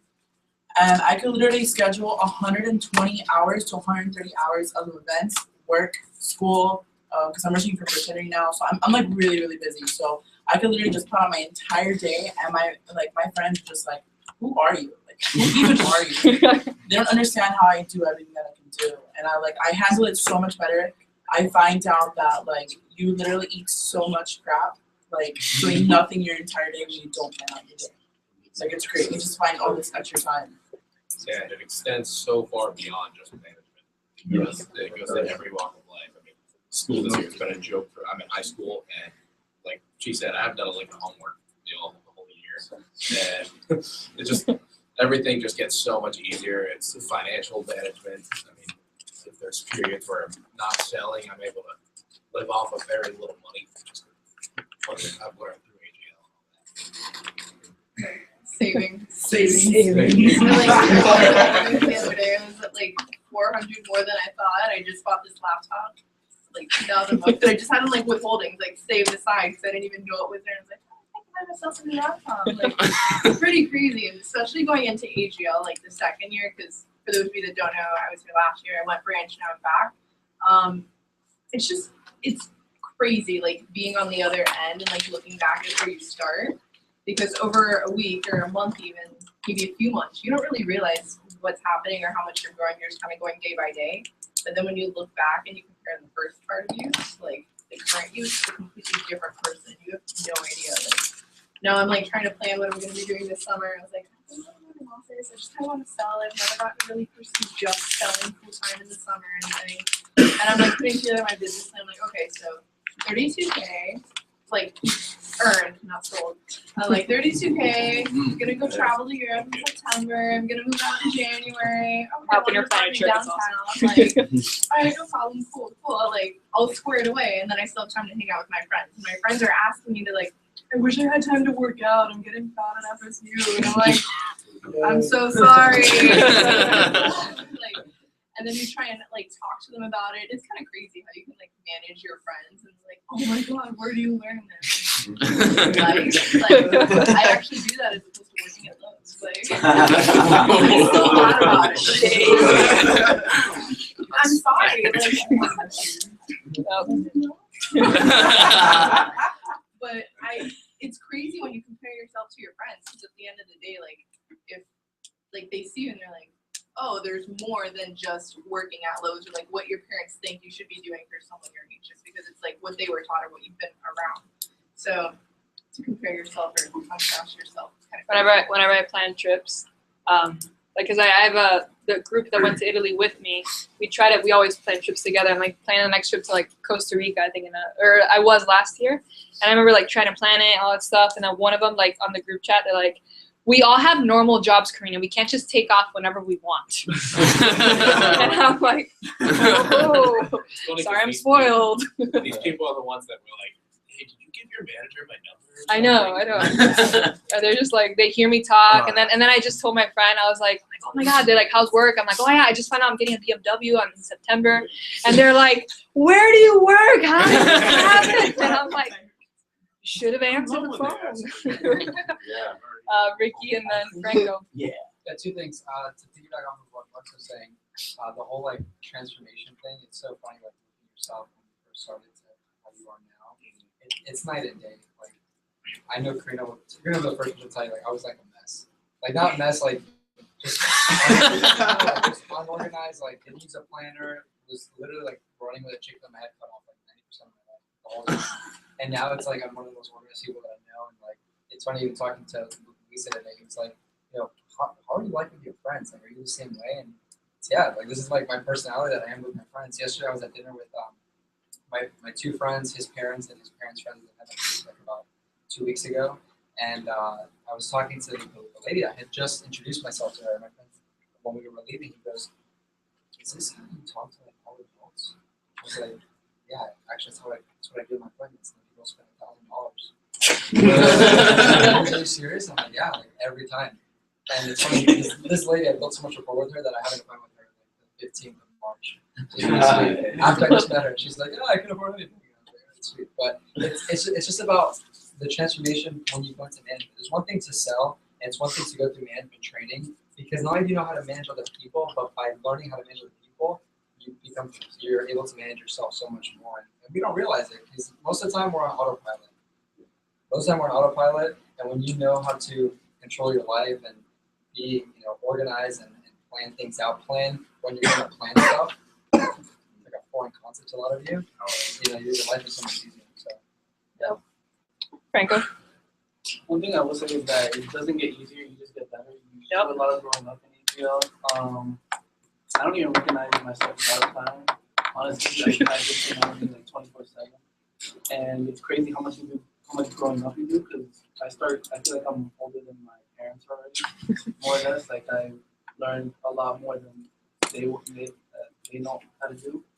And the skills that you get out of here, like public speaking, I've always been that kind of guy that like wants to teach people like how to get better and things like that. I just didn't know how until like AGL, and that's definitely one of the biggest things that changed my life.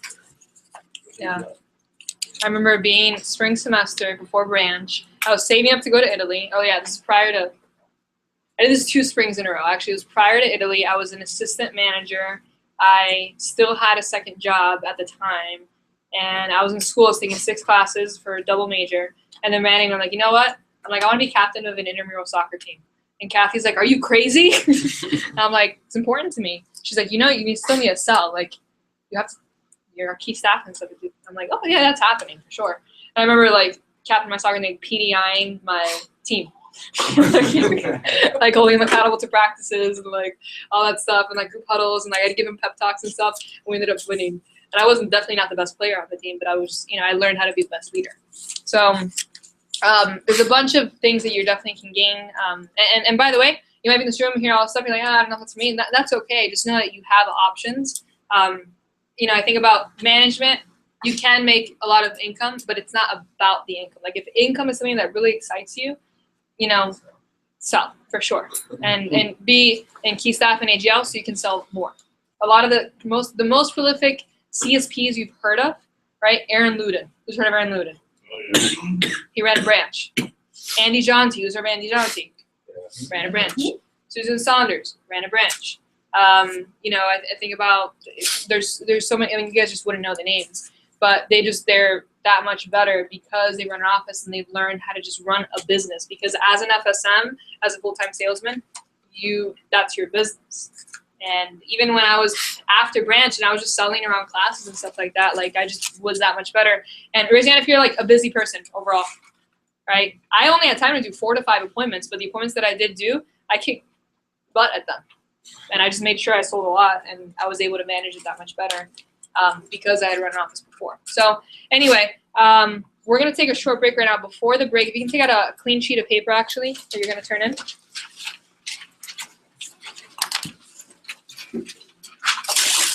We're going to do a short questionnaire. And Ricky, I have the questions, so don't worry. So,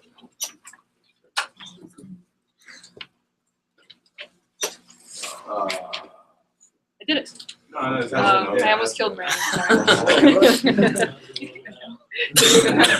How good it was. Skills for life. You throw. What? I know, right? Anyway, so during the break, just make sure you fill this out and just leave it on the desk, and that way you guys can. He's mute clearly. All right, you're gonna put your name on the top. All right. Office. What office you from? 3 questions. First one. These are pretty open-ended. What opportunities are you most excited about?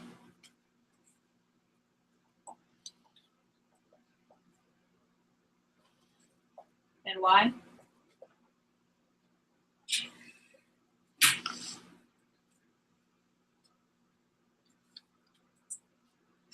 Second one is what aspects of yourself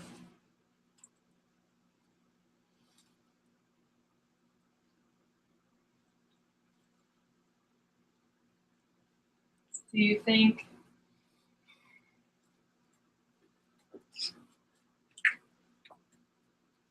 help you? Are you confident? Are you a team player? Are you a natural leader? Are you a good student? In regards to those positions? What qualities do you think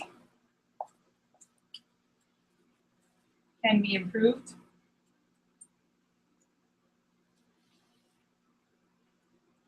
So via that opportunity you're excited about, how do you think what qualities can be improved? And last, how would you like to be best supported?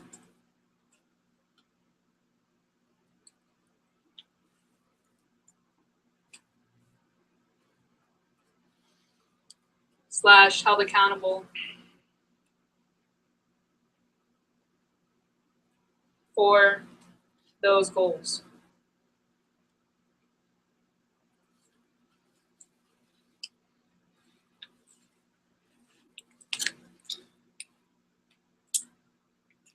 For those of you on broadcast, it's what opportunities you're most excited about and why. So it could be full-time selling. It could be just key staff. It could be assistant manager. It could be potentially branch manager. None of you in this room are probably going to be branching this summer at all.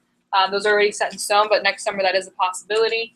What aspects of yourself you think would help you or in that sense? What can you bring? What qualities of yourself do you think can be improved? And how would you like to be best supported and held accountable for those goals? Okay, so it's 5:38 right now. Let's say by 6 o'clock at the very latest.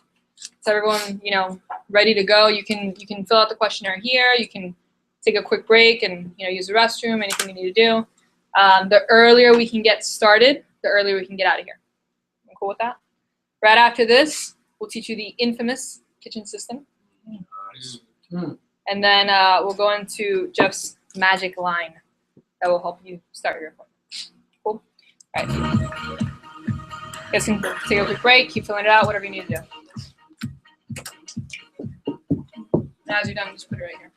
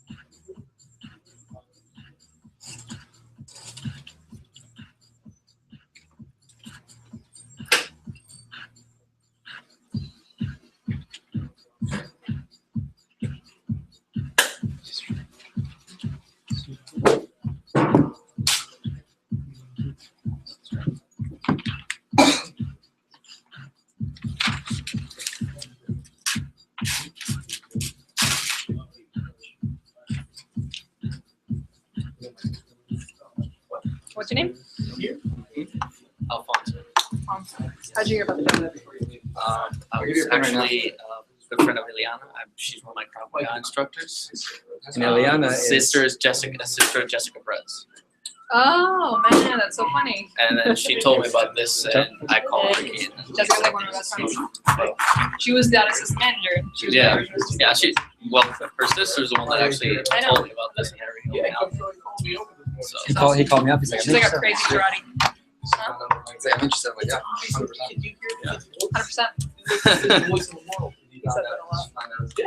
I told Mike it's like. So you're good friends with Jessica? Oh yeah, we're like best friends. Really? Yeah, I've known her since 2009. Wow. Yeah. She's good people.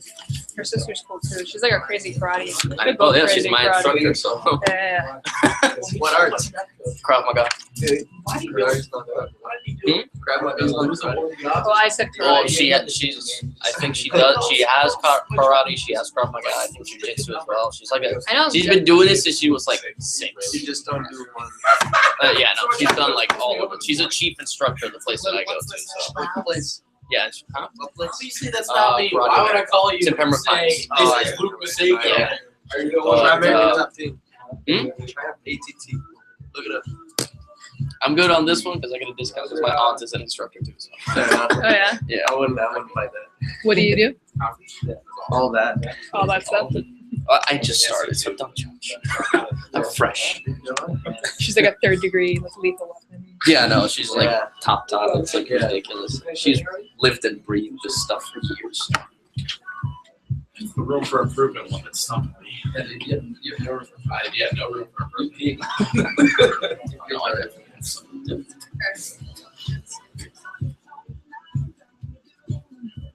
What did Moses do? We should get some auto fine. And like, it's $5. It's $5 a month. Yeah. Here's the other stuff. You have to do something like that. Transfer you guys when you found out it was mine. And I think we use it as a time trial. Obviously, she knew what you I think it's $5. But okay. Well, it's $60 a year. $120 every 2 years. Is it $140 what? every 4 years. That's Stop. okay. Format. Let me tell you. Huh? Yeah, no, I downloaded it, but I don't. Yeah, but you don't buy it. You have the actual features like the freedom. Because you just have access to Good at every like single looking album. at music. That's how you just put like whatever playlist, and it gives you a selection of new songs. Oh yeah. It's like chill out playlist. Sunday morning playlist. Sing in the shower with all the odds. Your neighbor you came up, all we had to say to Michael, you had, what are the odds you called the story and say, ran that ad. And he said, hey, this is the signal. Let me mail to your ad. So, bit of browse. And it's like, depending on the day, and depending on the time of the day, night in, night out, cozy, evening show, and then down here, there's like chill, workout, pop, EMGs, focus, hip hop. Your $5 a month is Yeah, and it's like any album, like any song that's out. Love it. Ask me a song right now. Any song. Good. Front Night Joe? Okay. Is that what it's called? Front Night Joe? You ever heard that song? Is that what it's called? Anything of the song? Done.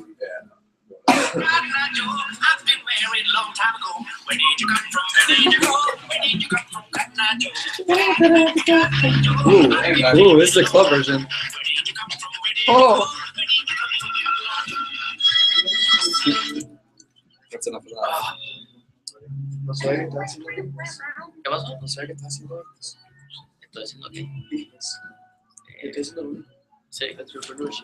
Sí, no, porque yo, exacto, yo digo que marketing and finance particularmente, either,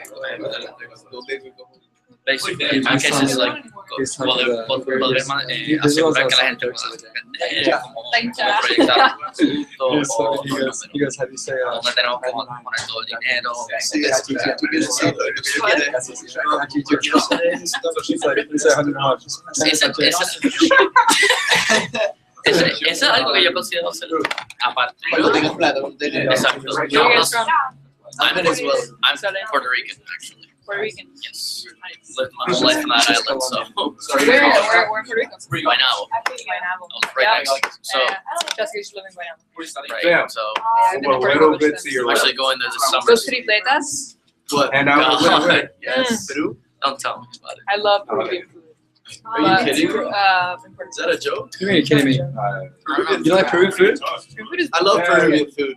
Yeah, that's right. I love what would classify as Venezuelan? Oh my god. I went to What was the Bravo. typical Venezuelan dish? Because I don't think I've had Arepas. All the arepas. I feel like every country has their own, like Colombia had arepas. I hate them. No, Venezuelan arepas, it's always been between Venezuelan and I live in Puerto Rico. who created the arepas. Because I made it so But much Venezuelans fun. created it as a meal. Like the arepas The or person I'm dating, like like Colombian arepas Yeah. or like It's like a little appetizer snack. they use it as a like a fork. Yeah. They use It's it like as a- whiter. Yeah, they use it like they put stuff on it and then they eat it like a tortilla. Basically. That's like Cuban cracker on mine. Venezuelans What? stuff. Our arepas. Oh yeah, no, like they're fat. There's a rule that says if the like food doesn't like squirt out when you bite it, you're doing it wrong. Yeah, look, we're still not done. Yeah, we half guys human, in half track Puerto team. That's the one that got me into Cuban this. food is awesome. Oh, I know. No, he does track. This is just like You're telling me. similar to the top Oh, yeah? Is that in Cuban food you have rice, It's so bad. Oh yeah. We Stop eat- it. If we get The only something on this, difference is that we we all have clear black out beans. because like it's Yeah, coming but off. we You don't know when it's shred it. go. Like that way. Yeah. It's not like steak. Yeah, we usually do steaks. We do black beans, but it's like mostly like white rice, brown beans, stuff like We that. do red beans though. Yeah, And this okay, is two yeah, red zero beans. distance. Like, If this is something that I'm actually not a fan of beans. I'm very picky. I don't Oh, I like know. beans. I just love white rice, like cooked white rice. Try getting brown I rice. know. Try getting brown rice. I'm I'm a not health getting the disc and I hit his Oh, but hand. rice is clearly better for you. No, I'll I haven't eaten. I can't. It's like, hey. I can't remember the last time I had white rice, but I love it. Oh, I If you love give me a white plate, I will. I don't know. That's the thing. It's like I have Chipotle, you know Chipotle? Chipotle, brown rice, guac, and the little pepper. Oh, good choice. Good choice. Yeah, so they give me Excuse me? tomatoes on there. Goals are when you go to Chipotle and you can ask for a walk without being scared of the price. Sam, do you have your keys over there?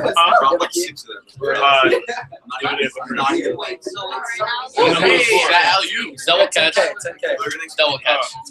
Guys, we're I gonna do start have in a getting about there. 2 minutes. 2 minutes. I do have a key though. You do? Yeah, it's at the crib. Key So set. I was asking Charles like how Yeah. big this is a signature, right? Yeah, this is Alright, so I was asking Charles like how big the signature is. The size of your paper. Oh, this is a key set. He didn't tell me that. He said it was the size of a blue book open. What? You just got a key set? Oh, you have? And then the size of this. $1,000 for that. What's that? So, Call us I out. would see some. no. Yeah, you got It's never supported. you got it over here. Yeah. Yeah, I you live in hate the room. You just lose like $1,000 on that. I mean, it got to be Embellishing here. Like I started cooking, I started making smoothies, and that's when I appreciated the signature because I had like la masa de mango, like you frozen, and I know I got I'm like, it's like Oh, really? Yeah. You do? Like Yeah, in our already like sounds our second floor? Not on that one. There's one like Oh my goodness, the Hardy Slicers knife. it's in the signature, right? Yeah, Yes. And I've had appointments where I sold them way too hard. And I'm like, why don't I only get that? Okay, they bought two of them. I was like, Oh, that's I went to someone's house. It's like they had like dead comrades like that in black and red on. Then This is Where do you have one of those? Get one. Oh, that's not what's a little tip. Yeah, it's like cut the rope, the hard slicer. It's It's like literally an hour later. Alright, so John, the other prices for the kitchen. And it cuts through the road, but like, I know, like as soon as it cuts, it just goes through like wow. But yeah, what's the total price? Yeah. That's what I'm if you add like how much a couple bucks is like another $2 for this year. How much is the $10 for the homemaker and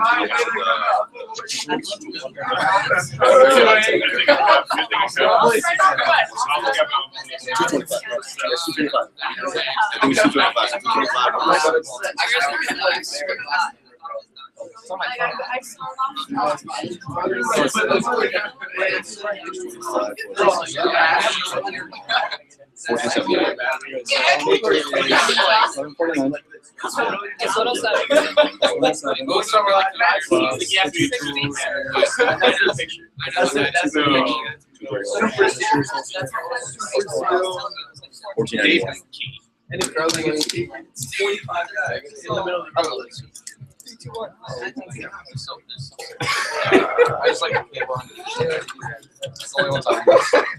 Alright guys, just get seated. Hey, brother, you can give this for free tonight.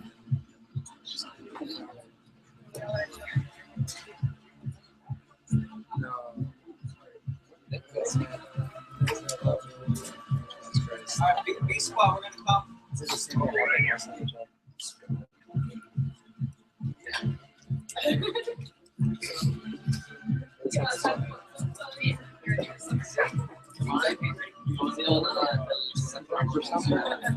Is he ready for something? This was like It's either no sale. You have to be all the way back. So I'm trying to see if I can. Thank you, man. Can't wait. I'm still. Oh, nice. Very, very good.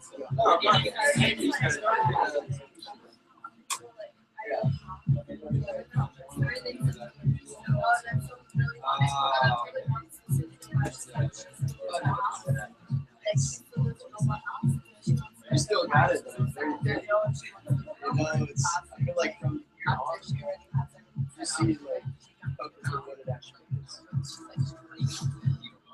Go ahead and get through with that. Follow up on that.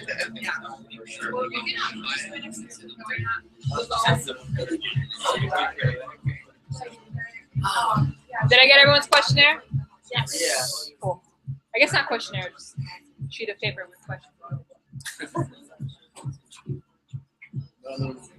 Like I get what All right. I just want to go back. All right, let's go. Does anybody have a blue book on hand? Yeah, I'm like the truck. The funny guy.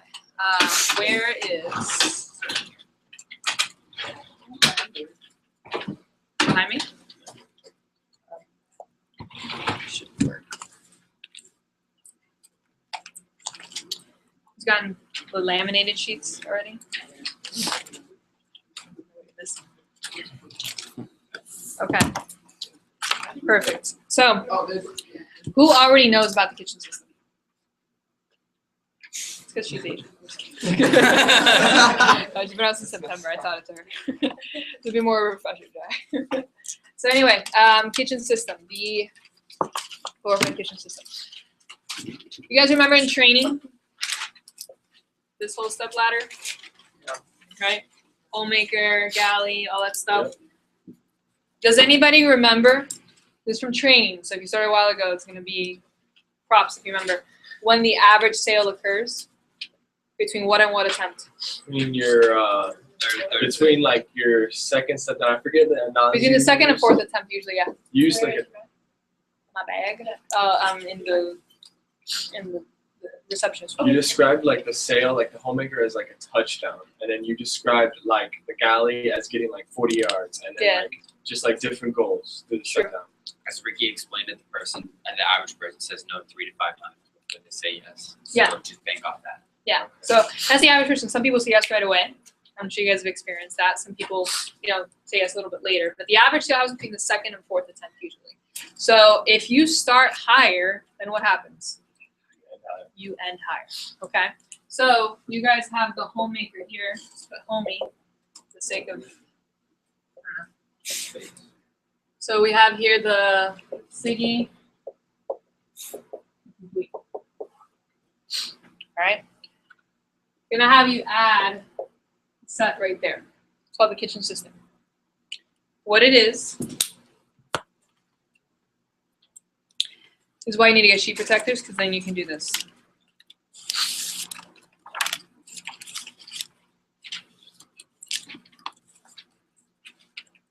They pay for everything on this page. Cool. They pay for the homemaker set, the kitchen tool set, and the super shears. Have any of you seen something called the shears holster? Is it here? Is that it? Is this right here? No, that's in the signature set. It's a little piece of plastic that you can attach, and you add that to the order so that the scissors go into the slot. And what do they get for free? They pick one of these guys. Little gadgets up here. If you like them a lot, you give them 2 for free. If they give you recommendations, you give them 3 for free. They break your head, you give them all 4, which is standard thing. So I'll give you a few tips on how to do that. But that's essentially what you are creating. So maybe you'll sell it, and that'd be great too. Just like you'll sell homemakers. But what you're doing is you're creating another step in the whole step ladder. So now that you have the kitchen system,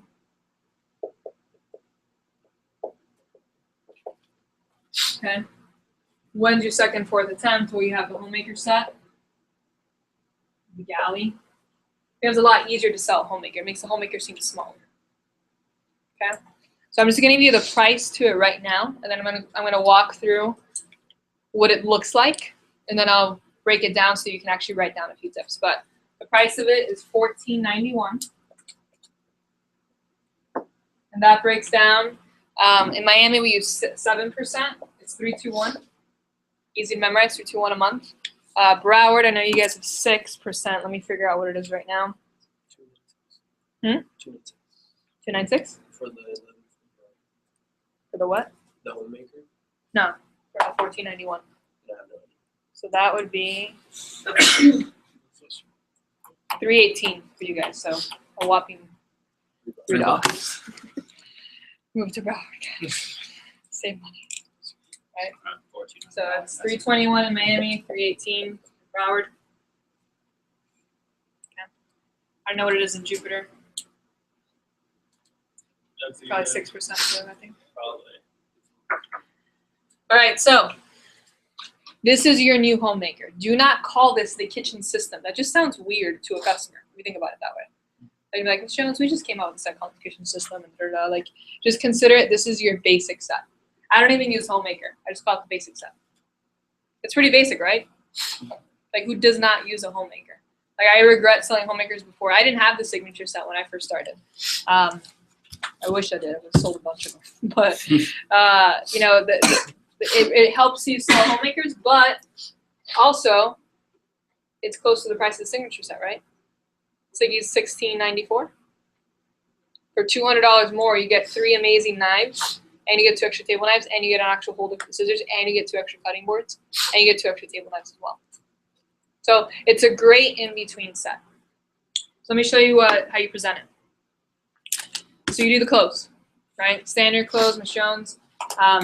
Most people haven't had the opportunity to price find cutlery, well, like anything else, et cetera, et cetera, et cetera. Same thing, nothing really changes. You still write 5,000 down, all that stuff, right? Most people will tell you that, you know, twice as quality. Bless you, sorry. Okay, there. Anyway, so when you say it's actually not $5,000, not as much as this set right over here, which is $3,325. The basic set is actually only $14.91. That breaks down to about $321 a month, right? So when you show them what they get, which you already done, it's just the basic set. By the way, what I recommend, don't sell any basic homemakers. You know what this set is? The set for people that like table knives in the drawer. Right? Shows if you want your table knives in the block, you get this set. If you want the tables in the drawer, you get this set. Who won't like the table knife? Like, kidding me? Like, has anyone got a negative reaction from cutting the leather? I think it's the coolest thing. I don't even know what happened half the time.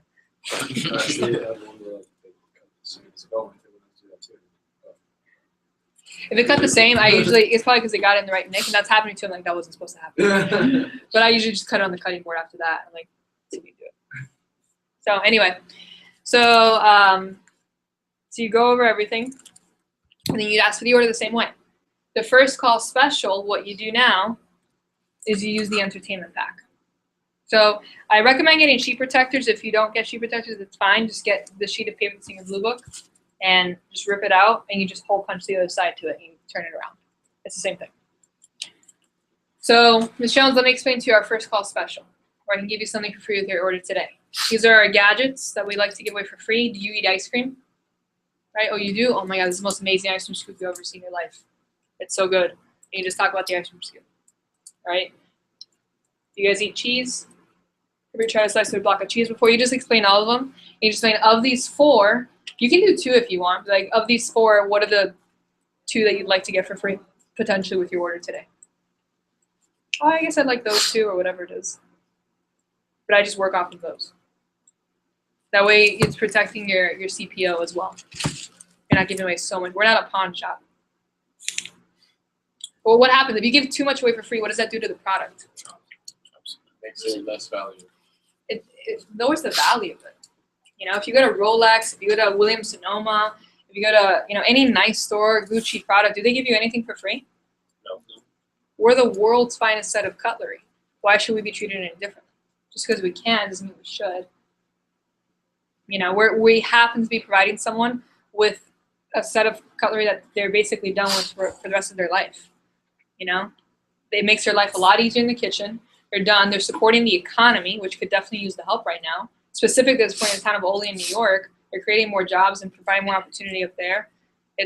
They're beautiful. It's, you know, guaranteed forever. They can hand it down to their kids. They can have an heirloom in their family, and, you know, their kids can use grandma's knives, et cetera, et cetera. They're eating a lot healthier because they're buying from the store, and they're saving money because they're buying from the grocery store. If it's a family of 4 people, 4 meals for 4 people, 3 meals a day, that's 12 meals in a day times 7. That's over 80 meals that now they don't have to pay for. And they can cook and be a lot faster too. You're welcome, Ms. Jones. And it comes with a discount already. Oh, you know what? Because you're cool, I'm going to give you a peeler for free. All right, that's how you need to think about it. So the whole, like, giving these 2 away for free, like, it's not necessarily, you don't have to do that in order to make an impression. By the way, that gives them more weight when you call in. It's like, guess what? I found out from my manager, we have what's the next holiday coming up? We have a Chinese New Year special.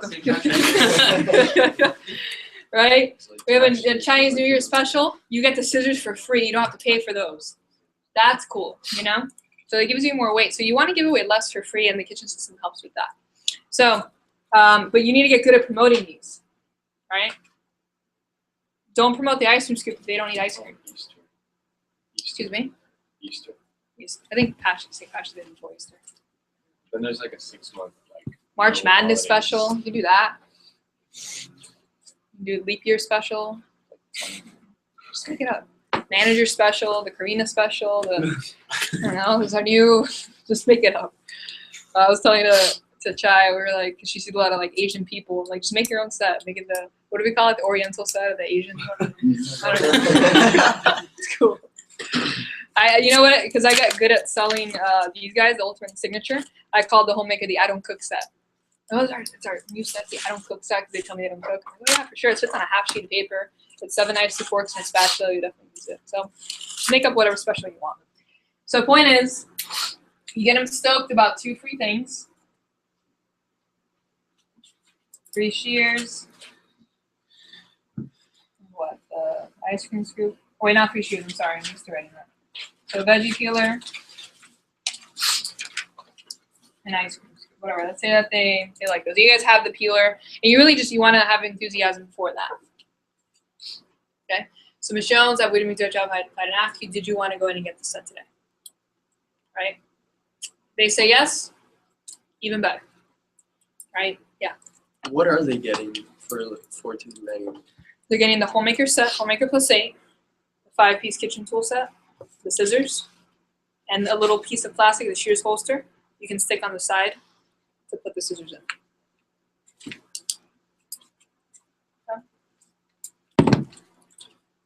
You guys want to write that down? It's a homemaker. Shears. Kitchen tools. And a holster. Okay. It's everything they're paying for. Expect a no. Do you know what the plastic looks like? Yeah, on hand. I don't know why they took it out of the book.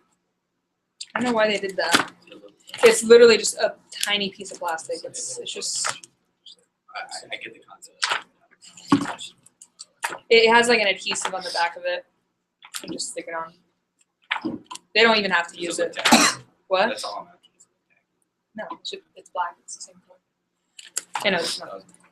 So, anyway, again, only about 20 to 25% of the time will they say yes the first time, right? And if they do, it makes it easier to sell what?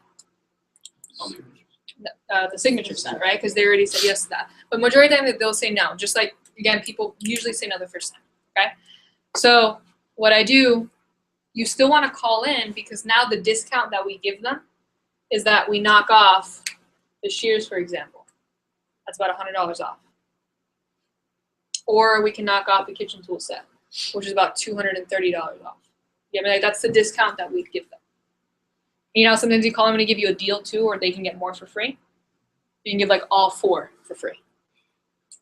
You know, so when you call in, we do that.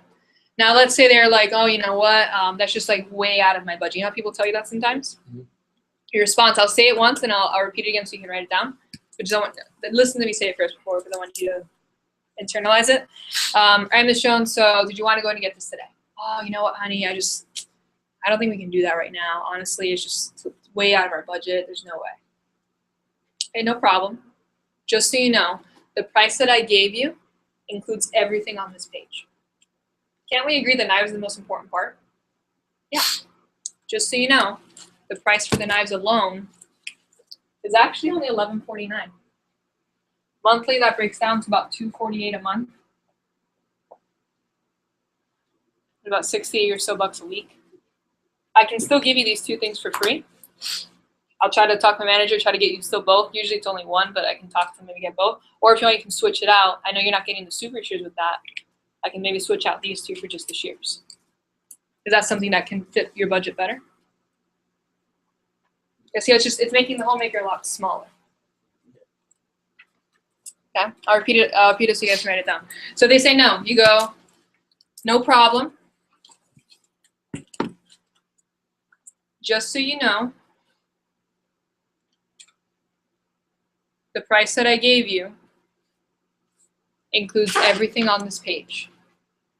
No problem. Just so you know, the price that I gave you includes everything on this page.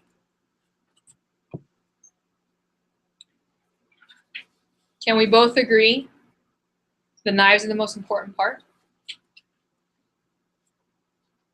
Can we both agree the knives are the most important part?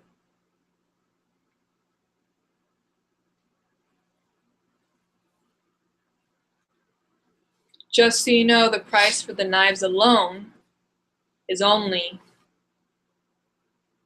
$11.49.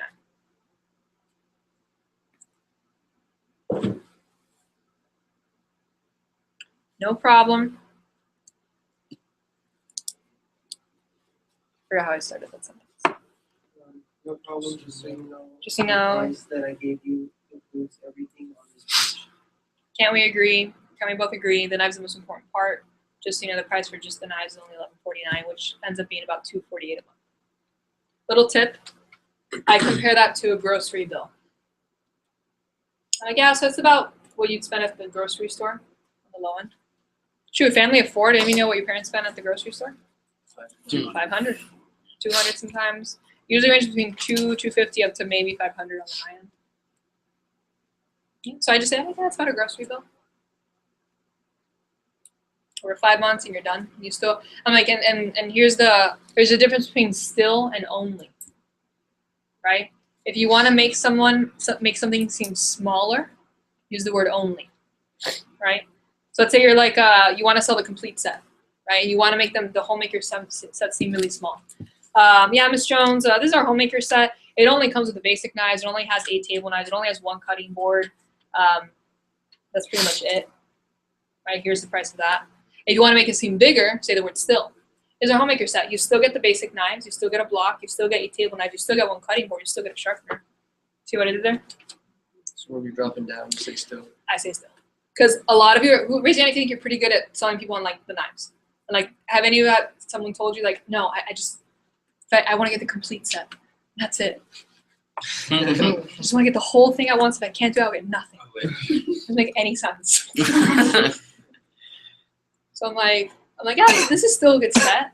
You don't get these 2, but you still get this, you still get this, you still get this. And if you want, I can still give you one of these 2 things for free, which is the original clothes anyway. If you think about it. I can still give you one of these 2 things for free. I can call my manager. I'm pretty sure we have a special that's still going on right now. I can call or verify. That'd be the price of it. And the way that you ask for the order again, you can ask it a variety of different ways, but I love saying, does that work better for your budget? Does that work better for your budget? Or you think that can work for you? Does that work better for you? Just confident, cool. Raise your hand if you've seen someone that you know for a fact like they never cook. Like they hate the sight of their own kitchen. If that's the case, you drop down from the kitchen system to the galley set. Here's why.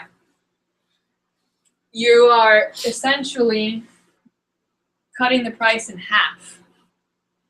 So what I do, most of the time I don't really do that. I only do that if it's someone that barely like, they never ever, they're always eating out, they never really cook that much. So let's say they say no to the kitchen system, right? They're like, I asked them for the order, did you want to go ahead and do that today? They're like, oh, you know, honey, we can't do that. Okay, just so I know, is it a price thing? Is it a pieces thing? Yeah, there's just way too many knives. I couldn't even see myself using those. Honestly, I'm like, yeah. I'm like, I can tell that you don't really cook that much. I still showed it to you though because it's the best that we have. I don't want to show you anything less than the best. But let me just show you something else that everyone else gets. And I just go down the galley. This is our galley set. And like, you still get your essentials. You still get this. And you just go into the knife. You see that you use the word still. Like that one's actually only $8.44, I think. $8.44, which is only $183 a month. I don't know if I can give you everything for free, but I can probably shoot for just the shears. Right? And it's going from $14.91 to $8.44. Now, or you can do the basic galley, which is $6.40 something. Now, you see how that's such a big drop off? I can't. If I sell my galleys, like that's how I do it. I was like, you know what, honey, that's fine. We'll just do that. I'm like, yeah, let's just do this one. You still get this. It's a great set. I'm like, if anything, you can upgrade later. When you say that phrase, if anything, you can upgrade later, what are you insinuating that's going to happen? They're going to call you back for later, but also what are they doing today? They're buying today. It's assuming the sale. So whenever I drop down in general, I just say, I'm like, if anything, you can upgrade later. You still get all this stuff today. It's only this much. Does that work better for your budget? You want to just take it nice and slow. You don't want to drop down too fast. But this helps create an extra step. What if they ask, how does the upgrade work? Like, you just pay for the other knives that you're missing. And usually, What if they're not the block? you pay for the block. Yeah, usually I give something for free in the upgrade. Like if they're missing 6 knives, for example, you just give Pay for 5. something like that. Or give a couple gadgets for free. Or upgrades are super. Yeah, it's a pain in the butt to write up, but it's worth it. I'm such an idiot. When my first complete set, I was so excited. The lady owned a petite carver. What? She owned a petite carver. And so I'm like, yeah, you don't have to pay for that again. And I literally just, I pressed the entire thing out. Like, I should just had her have 2 petite carvers. I can confidently say I did not know what I was doing until I was at least $40,000 in sales. Confidently say that. Like, now I'm thinking back, I'm like, you're such an idiot. Like, why would you do that stuff? Anyway. You want me to repeat anything? Any questions on that? Is that clear? Yeah. So good. how do you sell signatures? How do you sell signatures? I mean, this makes it really easy to sell signatures. Yeah, It's I wanna see $14.91. the, like moving up. And when they say yes, honestly, I'm like, what I do is I'm like, great. I'm like, welcome to the Cutco family, for sure. I'm like, by the way, can I make a suggestion? You can just say that. Like when a waiter says that to you. So do you Listen to introduce like the complete and the homemaker and the signature? Like this is our most like complete set. It has all this. The key is you don't want to overhype the complete set. I used to do that. I used to make the complete set seem like it's the complete set. It's like ultimate. How would you bring that up in a virtual? Same way. Virtual's actually easier because it shows just those two. So I love the virtual. I lack knowledge of what knives mean signature as opposed to the homemaker. So introducing. Yeah, you gotta study your manual. We don't have time to like go into those, but for sure, start. I would active advertise so you can get more Cutco knives because once you start using them, like it's hard to not sell signatures and not sell complete sets because like you just love them and you just share your own personal experience. I mean, once your parents got the extra knives, like use them all the time. So what I do, if you feel confident, just how I'm starting with the kitchen system, you can start with the complete set. If you guys know the prices of that, you can just start there. I mean, like it's actually not. It's just so you know, they're still getting a very good deal. The complete set is what, twice the amount of knives that come in the Wusthof and Schön sets. It's nowhere even near the price. If you think about it, the complete set's what, $23.79, I think, something like that. And the Wusthof set's $3,325 still. They're getting twice. Like that's still an amazing deal, just so you know. So they're getting the kitchen system. Like an easy way to just upsell, like, hey, can I make a suggestion? You can get this. This is a great set, but for $200 more, you're just getting a lot more. And I can give you this whole kitchen tool set for free. And that's how I upsell. I just give them the kitchen tool set for free, and they pay $200 more. But it's an easy, like you're bridging the gap a lot easier. And then if you want to sell the complete set, you just you don't want to overhype it. I saw Andy Johnson do this, and you just want to say, yeah, this is our complete set. This is for people that cook. Not for people that cook all the time or that love to cook. Yeah, if you cook, for sure, the complete set. Right? For people that do kind of like an average amount of cooking, the signature set. You know, it has a decent set of knives. I mean, if you like own a home and, and I like laugh at the homemaker set and like you need knives, and we have our basic set. For people like me that like never cook. You say for people like me, why is that good? Because are they anything like you? No. They're like 3 times your age. They have a career. They have kids and stuff like that. You know, they're nothing like you. So don't be afraid to say that. But I know in the beginning I was scared of the ultimate set. I wouldn't even show it. That's how scared I was of it. I'm telling you, I did not know what I was doing. Like we had like the trifold and stuff, and like I wouldn't even let people know that it existed. But you want to make it seem it's standard. It really is. It's $500 a month, roughly, right? For averaging it for 5 months. Do any of you make your own car payment? No one's there yet. You will eventually, but standard car payment is about $300 to $400. That's for like what, like 72 months or like 50 something months, like 60 something months. This is for 5 months. They pay $500. I know some of you spend that on Ultra, okay? I promise you that a married person can definitely do it. Or they can bite the bullet for 5 months. They get $400 for free. You know, it makes more sense. And just so you know, if you piece out the entire ultimate set, they're paying an extra close to $300 more. Like that's the discount that the company is. They're not paying for about $300 worth of it. And on top of that, they can get $400 for free. That's $700 worth of Cutco that they're not paying for. Isn't that a good deal? So this is the ultimate value, if you want to put it that way. You can be like, Ms. Jones, the reason why they call it the ultimate, it's the ultimate value. I just made that up on the spot. It's pretty good, right? So, but yeah, just get good at the kitchen system first, and then you can move up from there. If you feel good about it, if you go into someone's house and you're like, this place is awesome, and they cook all the time, they have people over all the time, that's an easy ultimate right there. And if you feel good about it, go for it. But if you're just not sure, whatever, the kitchen system was what I started with, and I just sold a bunch of these.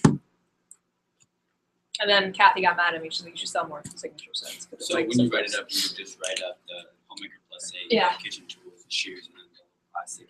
Yeah. The shoes holster. It's in the accessories thing, I think, in the price list. It's like $4. It's really small. So, any questions? All right, this is what we're gonna do. We are going to partner up, and for the next 9 minutes or so, maybe a little bit less, I want you to role play asking for the order for a kitchen system. So you're going to present it. You're gonna say for the price, but I want you specifically to, for whoever your partner is, say no to each other.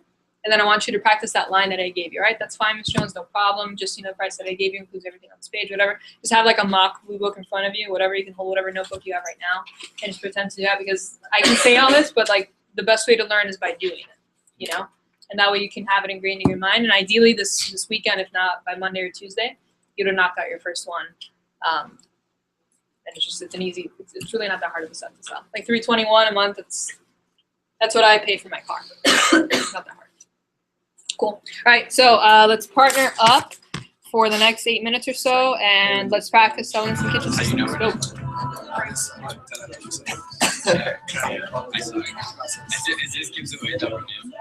Do you have the manual with you? No, actually, this isn't for you. No, that's why. It's kind of Question. Yeah. Do we really give it a name, or do we just make up It's called the basic set. the basic set? Hey guys, just call it the basic set. Basic set. Keep it basic. The kitchen system is your basic set. That's your new basic set. Do you want us to start off with the trial close? Start by explaining what comes in. Start with something like the top page stuff. Yeah. Just start with explain, like Ms. Jones, this is what you get. Just start off at that line. That line goes, let me show you what you get. Just start there. You get your basic set, you get your kitchen tool set, you get your super shears, It's the same clothes. Cool. Thank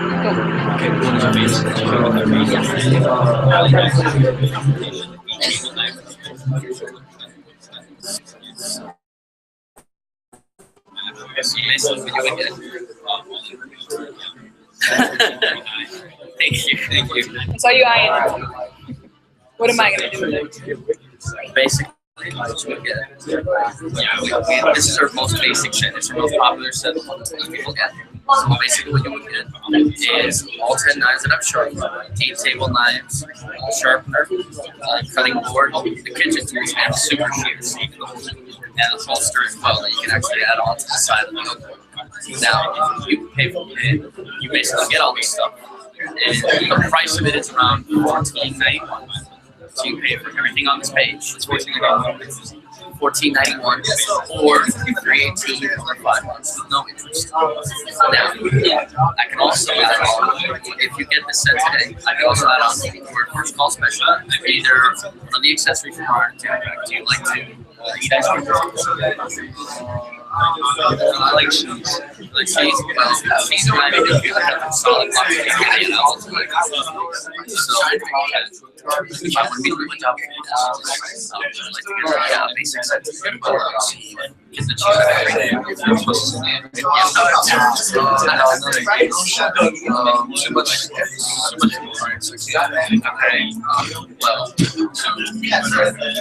that's no problem. Just so you know, the price that I gave you included everything on this page. Now, we can both agree that the knives are the most important part. Yes.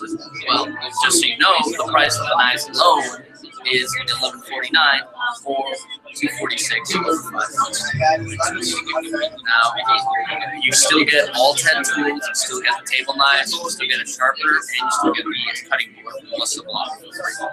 And for our special, I can throw in maybe the super shears. Would that fit your budget a little bit better? I don't know. Yeah, I guess, yeah. So you practice like dropping down and everything. So I'll go. Sorry.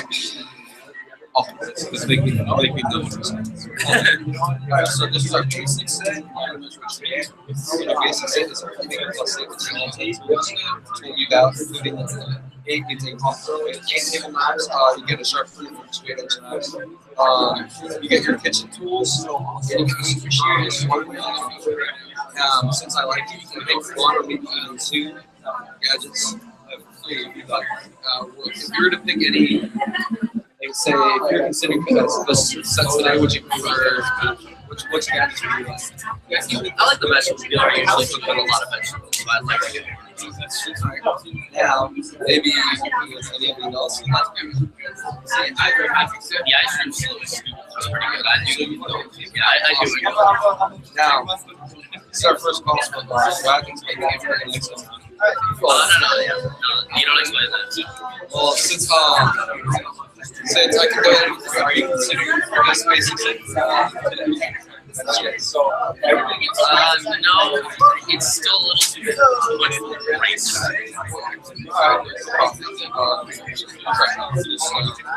Just so you know, the bars that I gave you, everything okay.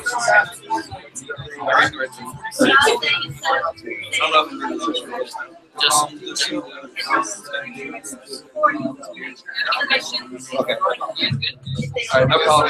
Just so you know, the price that I gave you was everything on this page. I mean, we both agreed that the price we both so just so you know, just alone, the knives are $49.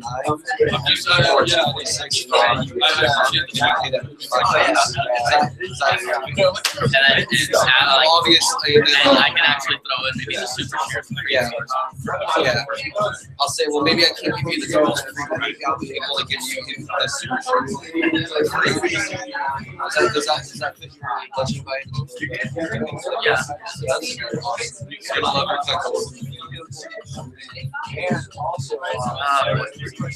So you go again? Yeah.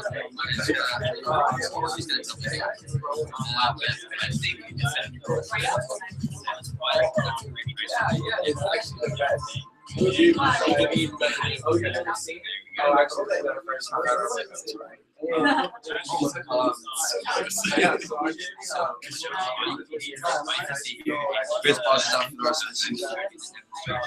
You watch basketball? I'm more of a football player. Believe it or not, the Chicago Bears. Sorry, I'm worried. Raiders? Oh, I can't say much. The Bears had a pretty shitty season too. And we have Brandon Marshall, some Jeffrey, you have Forte, we still suck, so. We have Little Mac, that's what we have. And Derek Carr. Derek Carr's good. I like better than his brother. Amari Cooper and Braylon Cobb crazy. Maybe even Julius Thomas. I like Phoenix. We might get to excited.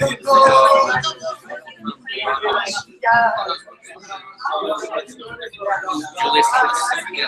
We also might get Terry. That'd be a pretty good deal. This right here is our basics. It comes with all 10 tools that I showed you. 8 table knives, a free cutting board. The cutting board, the sharpener, the oak block, the kitchen tools, and the super tools.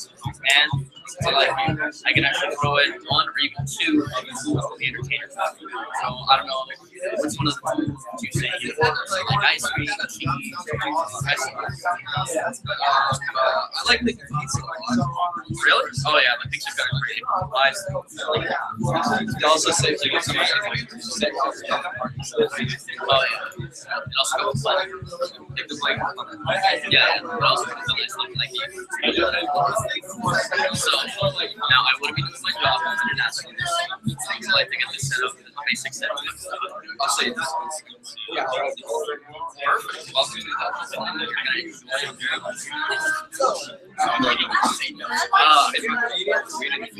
yeah. There's a point where you just basically learn everything. I'm just trying to see if I can get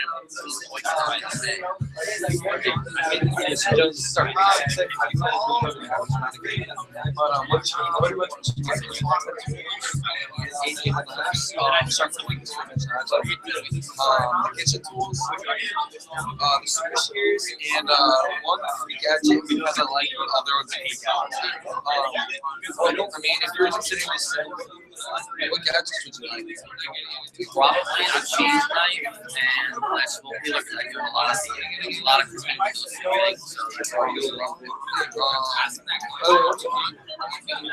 What's the cheese? Food of maybe.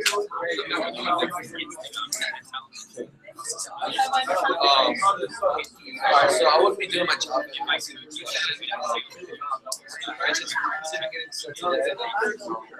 you like to be eating it? Would you like to get the set track? Yeah, that's correct. I love that. Awesome. You're gonna love your set. This is hard. This is great.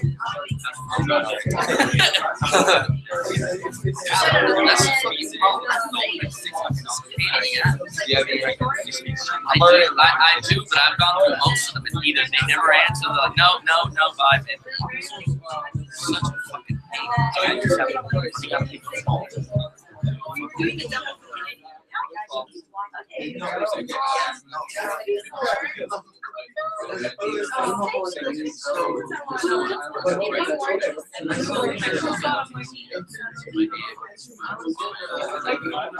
Figure out what's coming.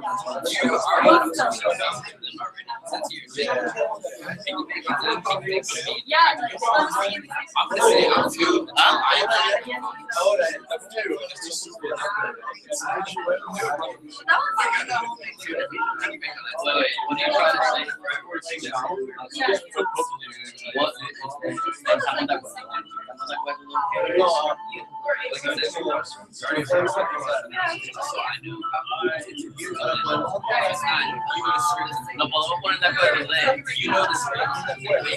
Exacto, yeah.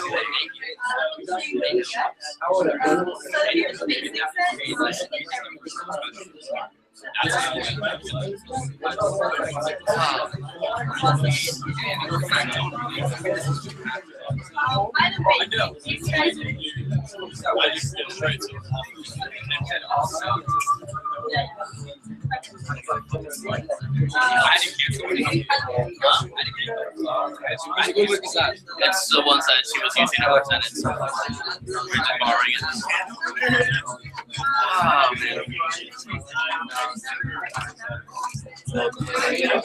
man. Oh, so close.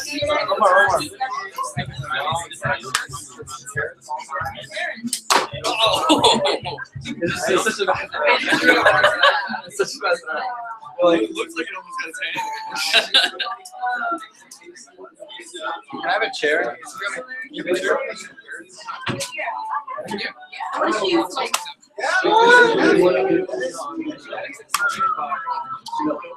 Sir? All right. Stop and stop. All right, awesome. How's everyone feeling? Good? Yes. All right, here's the last stretch, and I'm ready to give you some fire to fuel your recommendations, to fuel any objections that you might get, to make you some more money. Because here's the thing, ready? Recommendations equals gas. And you can't drive a car unless you have what? Gas. And your business is your car. Exactly.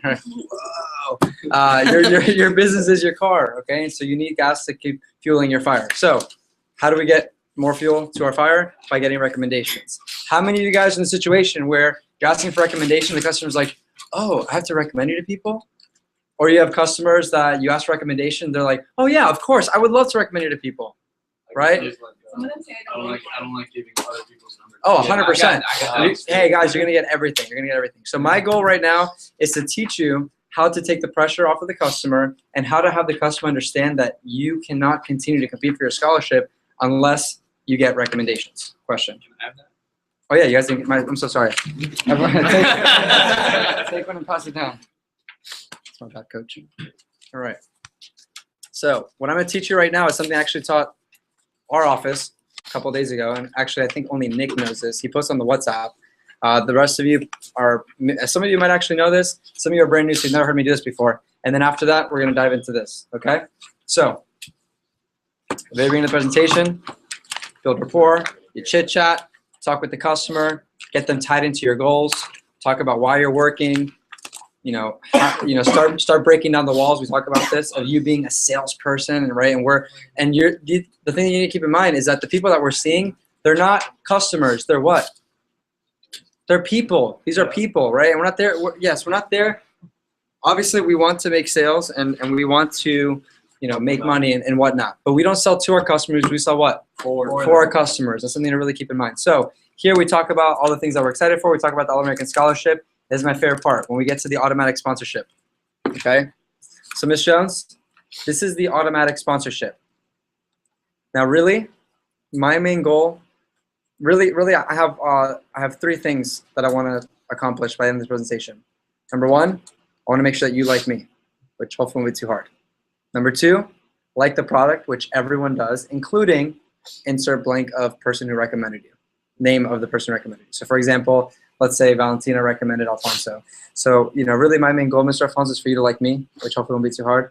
Like the product, which Miss Valentina loved. And number 3, recommend me to everyone that you might know, because I can only continue to compete for my scholarship through referrals and recommendations.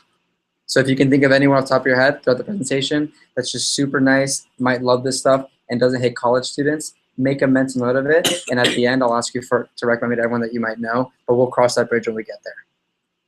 Okay? Any light bulbs already? Okay, so a couple things, right? A couple things. Number 1, you're planting a seed that you're going to be doing what later on? Asking for recommendations, okay? Number 2, you're also giving them reasons as to why they would recommend it to people, because A, they like the product, B, they like you, and C, you can't continue to work unless you get recommendations, right? So if they like the product enough, if they like you enough, and they really want to help you out, why wouldn't they recommend you to people? Okay? So I think that's really important that you share that at the very beginning. So I'm going to go ahead and say it again. Do you still have that text message? Okay, great. If you can find that and send it out to everyone, that would be awesome. Great. So you guys can write this down to the best of your ability, or you can just rewatch the recording just because for the sake of time. So Ms. Jones, this is the automatic sponsorship, and really my main goal by the end of this presentation is for you to like me, which hopefully won't be too hard. And you get a little smile, right? Yeah, it's the one that's out that you posted, right? Like me, which hopefully won't be too hard. Give a little bit of a, I hope you like me already. Like the product, which everyone does. And number 3, recommend me to everyone that you might know, because I can only continue to compete for my scholarship through referrals and recommendations. I'm not allowed to do door-to-door, telemarketing, anything like that. I think it's kind of weird. So if you can think of anyone on top of your head throughout the presentation that's just super nice, loves high-quality stuff for the kitchen, and doesn't hate college students like you, make a mental note of it, and later on I'll ask you to recommend it to everyone that you might know, but we'll cross that bridge when we get there. Question? What if she's in front of her husband? So they're both there. Do you still want to pull the do you like me, or I hope you already do? Oh, 100%, for sure, right? Yeah, no, you want to get him to like you too, right? The husband's always like, this kid's good. This guy knows what he's talking about. That's what they always say to me, right? And the women always like, oh my God, he's so cute, right? Same thing for you guys. It should be the same thing. Oh my God, he's so well put together. Oh, the manager did such a great job. Oh my God, your parents they must be so proud of you. I always get those things, right? I'm not playing a sympathy card. I'm just being myself. You know what I mean? And I'm saying the right things, right? So, my first goal is for you to like me, which hopefully won't be too hard. Same thing for the husband. The husband's the one you want to impress the most, right? He's the one paying, 100%. No, at least makes an excellent point, right? Hopefully, like me, which hopefully won't be too hard. You're like a little smirk, like, come on, Mr. Jones. Okay? Like the product, which everyone does, and they're always like, okay, we'll see, right? And recommend everyone that you might know. At that point, they might get a little bit uneasy because they're like, oh, and I have to give recommendations? But you're planting a seed, and you say, we'll cross that bridge when we get there. That way, they don't say, I have an issue with one of those things, okay? You guys get that? All right, cool. So let's continue. Start talking about the company, right? So Ms. Jones, I want to tell you a little bit more about the company. We've been around since 1949. Last year, we sold over $200 million worth of Cutco with over 19 million customers, et cetera, et cetera, et cetera, okay? And then here's what you're going to do, literally for your first 10, 15 appointments when you first start using this, okay? You hide behind your blue book and you say, now, Ms. Jones, as you can see down here, we are a member of the DSA, which is the Direct Selling Association, and the BBB, which is the Better Business Bureau. These are 2 organizations that monitor ethical practices of United States companies. We have an excellent record with both. That means we don't do door-to-door, we don't do telemarketing, so the only way I can continue to compete for that scholarship is if I am personally recommended to other people by each customer, just like I was recommended to you by Miss Susie. At the end of the presentation, I'm going to ask you to recommend me to 10, to 20, to 30 plus other people. If I don't do a good job, if you don't like the product, or you just don't like me, I don't want you to recommend me to anyone. But if you feel like I did a good job and you like the presentation, or maybe you just like me, smile again, right? Then I'm gonna ask you to recommend me to as many people as possible, and I just wanna give you a heads up, okay? So I just gave you one line. This is another line. Whichever one you feel more comfortable using, use them, okay? The one that I said prior to this one is the one that I feel more comfortable doing, but I still mention I'm part of the DSA and the VVV because it's important for the customer to know that we are legit and it's not just some random knife company, okay? Do you guys get that? Can you do both of them? 100%. I mean, you're not necessarily beating a dead horse, right? You're just emphasizing again that, hey, I'm serious about getting recommendations, and I can only continue to compete for my scholarship through referrals, through recommendations, so I'm really counting on you to do this. And you say at the very end, by the way, and if you don't like me, you don't like the presentation, don't recommend it to anyone. But if you do like me, you like the presentation, then I'm gonna ask you to recommend it to 10, 20, 30, 40, 50 plus people, okay? Any questions on that? Okay, before we role play this, all right, what I'd like to do is I wanna show you the other thing that I do during my presentations that have really helped me out and the reason why I get a lot of recommendations, okay? Two things. Number one, how many of you guys started like this past week? Okay, 2 weeks ago, 3 weeks ago? Okay, cool. About 3 weeks ago? Okay. So here's a money thing. Once you're a little bit more experienced and you're really confident and you're getting 10 recommendations per appointment every single time, change the automatic sponsorship to 15, okay? Ms. Jones, the way the automatic sponsorship works is for every 15 people I'm recommended to, I get one sponsor. 30 people, double sponsor. 45 people, triple sponsor. So what's gonna happen? On the bare minimum, you'll get 15. Okay? And if you're like, oh, you're at 15, Ms. Jones, you didn't get to the second smiley face, technically that counts as what? A double sponsor, right? You guys have that on your recommendation sheets, the little smiley face? Okay, yeah, perfect. Yeah, exactly, right? But mine, it's, you know, for mine, it's the same thing, 10, 20, 30, but I say 15 is a sponsor. And then usually they'll get to 15, I'm like, hey, you didn't get to the second smiley face? I don't say, hey, you didn't get to the second sponsor? I thought you said the second sponsor was 30. I never said that, right? I mean, technically it is 30 for me, but I just say, hey, you didn't get to the second smiley face? I was like, oh, I can do that. Okay, great. Fantastic. Okay? People love this one. Yeah, they love the smiley face, right? You get the smiley face. But guys, buy stickers, buy little hearts, buy whatever you got to do. There's little smiley faces in there, but I mean, they're default Microsoft Word smiley faces, right? Like buy actual stickers, buy a little star, buy Frozen stickers. I mean, I don't know, whatever you got to do. Be like, can you get to Princess Elsa? I don't know. for the ladies, right, guys? That'd be a little bit weird. You think you get to the snowman? What's his name? My little sister gave me Olaf. You think you get to Olaf? Oh, come on. I'm not gonna not get to Olaf. Hold on. Right? These are some of the things that you have to do, but you have to tie the customer in, okay? Here's the other thing. This is the money thing. If you don't have a recommendation binder, shame on you. You should all have recommendation binders, okay? On the recommendation binder, on the very front, put all of your goals, put everything that you're excited for and what you're trying to get out of working here. You can't get the things you can't get the things that you're trying to work for if you don't get recommendations, right? Because CPO leads to everything else, all right? So for me, it was getting into UCF, right? For Charles, he has UF. He has being a sports agent. For Nick, it's going to FAU. For some of you, it might be like a car. It might be a vacation. It might be this. It might be that. Whatever the case might be, make it personal. Okay. So Ms. Jones, this is my recommendation binder. So the way that automatic sponsorship works, da da da da. All right. So give me 1 second. Let me grab you a pen and a piece of paper.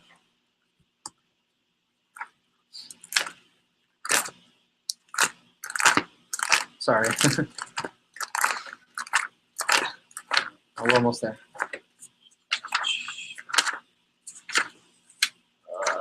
Oh, look, there's Susie. It's your friend.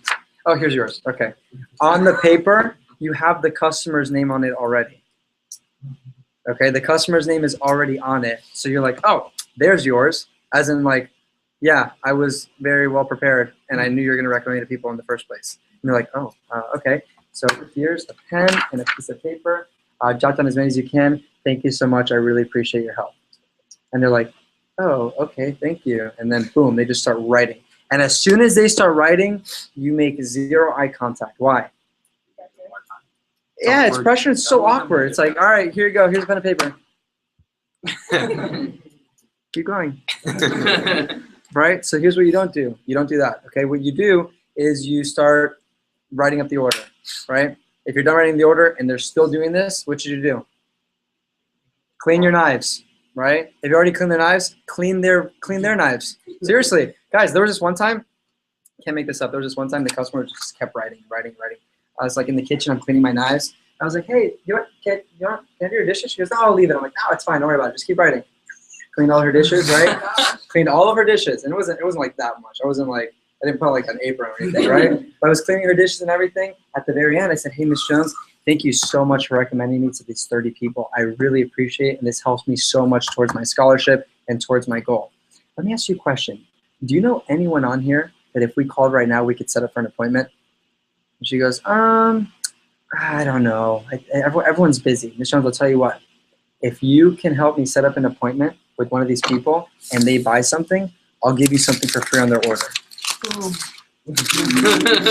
And she was like, really? And I'm like, yeah, you know the can opener you really wanted? She goes, I can have that? I'm like, if we set this up, she goes, okay, I'll help you out, right?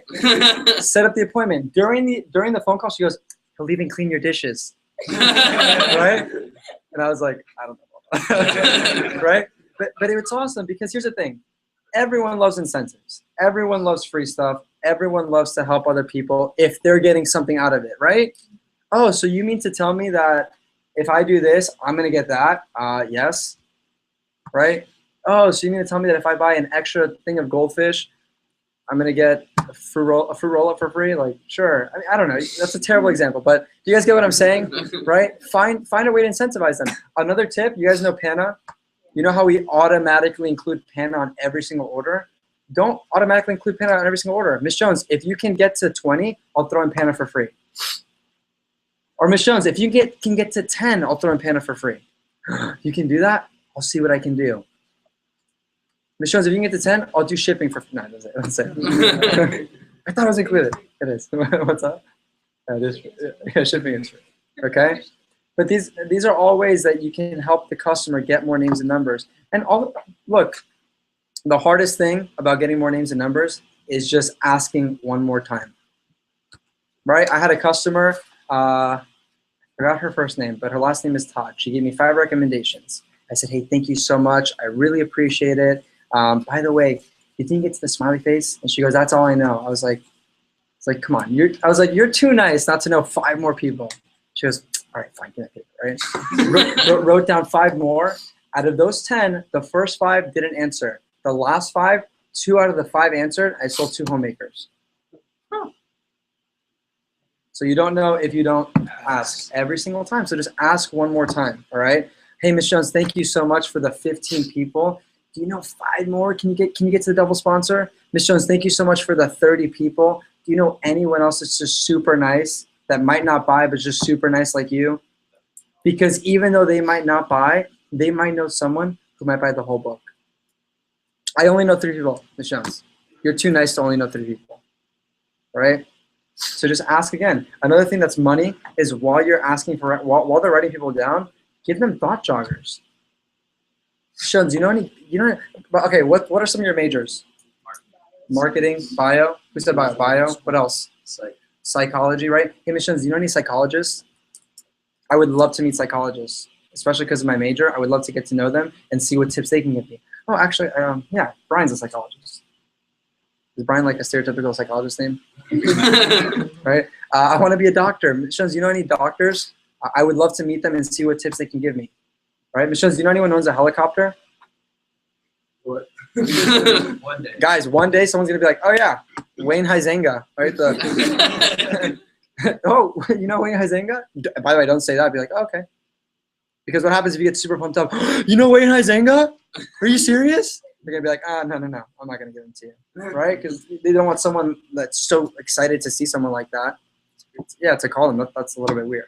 Okay? If someone ever said, oh, yeah, Ms. Jones, you know any professional athletes? Yeah, Dwayne Wade, whatever. For me, I'd probably faint, but I'd be like, Dwayne Wade? Okay, fantastic. I'd walk outside. Right? But ask for these people, right? Ms. Jones, who do you know that loves traveling? Because if they love traveling, what does that mean? They have money to travel.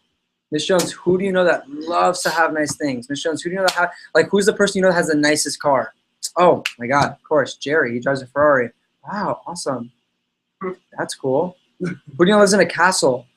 I don't know if anyone lives in a castle, but I know someone who lives in a really nice house. Oh, write them down. Right, Miss Jones, who do you know that's home during the day? Miss Jones, who do you know that lives in? You guys should make an entire list. Here's what we should do. In fact, what time is it? Let's do this right now. Everyone take out a sheet of paper, okay? And write down recommendation, wish list. Recommendations has 2 C's in it. Recommendation, wish list. I don't know how to spell miracle, but I can spell recommendation. Okay? Recommendation, wish list. And write down all the people that you want to see. Write down professional athlete. Write down lawyers. Write down professors. Write down someone who loves to travel. For me, I would really put someone who owns a helicopter. I'm dying to fly in a helicopter. Seriously, I think it's the coolest thing. Planes are easier to fly. They're easier to fly, probably, because I know with helicopters you have to use like all. No, I mean people have planes. Oh, more planes, yeah, whatever. Another one, someone who teaches, not like a teacher, but like a physical trainer, someone who leads a group of people, because that's what my aunt did. Yeah. And 20 people she recommended me to, they all loved my aunt, so they were more obligated to buy me stuff and also give me the rent. Sure. So Miss- make it up just my aunt, I've got like 45. Miss Jones, who's your hairdresser? Oh, you're not gonna. They'll be like, oh, you're not gonna call me a hairdresser. No, I just really like your hair. I would go get my hair cut there. And then you call the dresser and you get to know them, and you. I don't know. My hairdresser bought so much Cutco for me, it's not even funny. And all of her friends. Right, Miss Jones. Who do you know that is an entrepreneur? Entrepreneurs love buying Cutco from you. Why? Because they can appreciate you. And they know that you're working hard, and they know where you started off. And they're going to recommend you so many people because they would have wanted someone to do the same thing for them. Okay, ready? After you do those things, write down, Miss Jones, who do you know that lives in, and off the top of your head, list the top 5 money areas that you want to go sell Cutco in. Yeah, 100%. Because one day you're going to say, Miss Jones, who do you know is in Star Island? No one, right? And then you have someone that's like, oh yeah, Rick Ross. I know Rick Ross. You know Rick Ross? I don't know. In Star Island? That's awesome. I'll go field training with you. Miss Jones, who do you know? And literally write this down. I'm giving you guys time right now to do this. Miss Jones, who do you know that lives in Southwest Ranches? Coconut Grove. Plantation Acres. Royal Palm. 3 Lakes. I don't know what that is, but it probably sounds good. Yeah, ask anywhere. Yeah. Well, I mean, just as a Miss Jones, do you know anyone who lives in an affluent neighborhood near you? You look really attractive. Miss Jones, who's the most successful person that you know? I would love to get advice from them. Not, Miss Jones, who's the most successful person that you know? I want to sell them a lot of knives. Right? Because if you say, oh, who's the most successful person that you know, period, they're going to be like, oh, you just want to make money off of them. No, Miss Jones, who's the most successful person that you know? Because I want to get tips from them. I want to learn from them. I want to ask them questions and advice. That's good.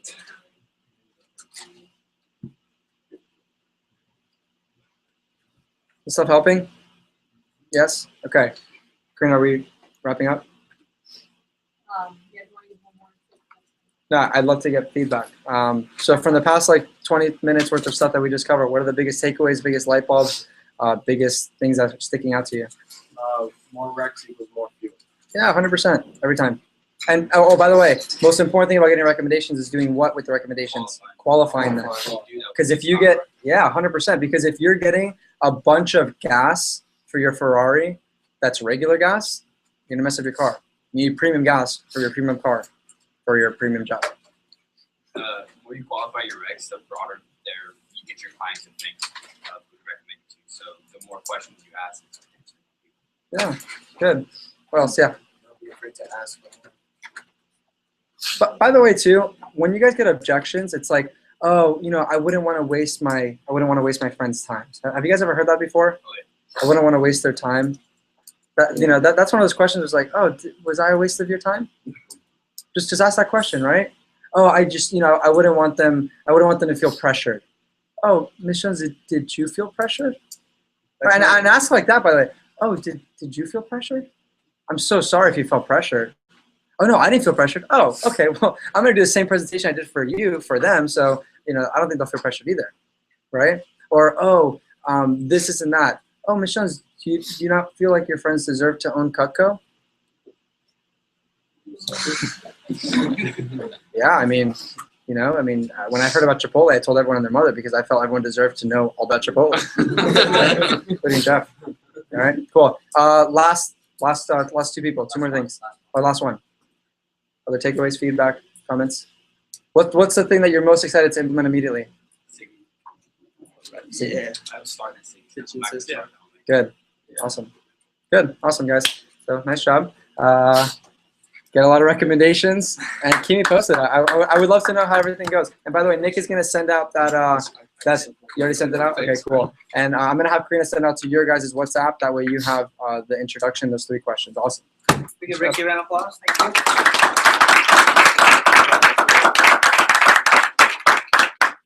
Hey, like those tips. How's kitchen system? Yes. It's okay. Awesome.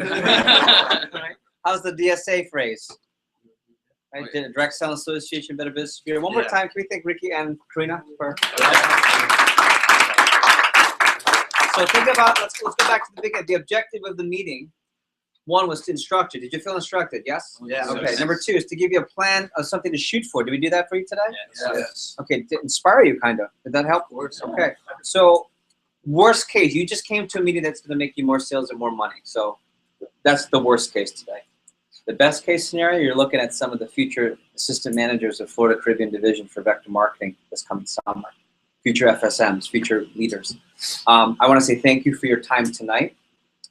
Do not thank me or Karina or Ricky. Okay? If you want to thank us, sell more, be better the next time we see you, and be at the next event. That's how you thank us. If you just thank us, that's just all talk. But if you say, hey, thank you, you can thank us for putting the meeting on.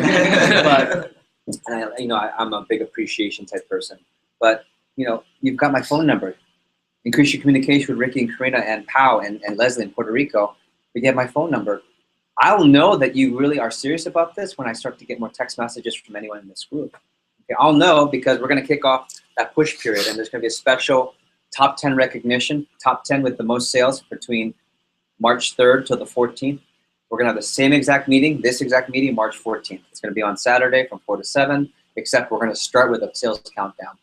And whoever sold the most since the last meeting for that push period.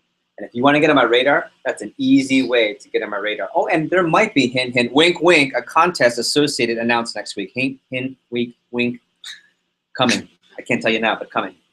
Something's in my eye. Okay? All right. So with that being said, I appreciate your time tonight.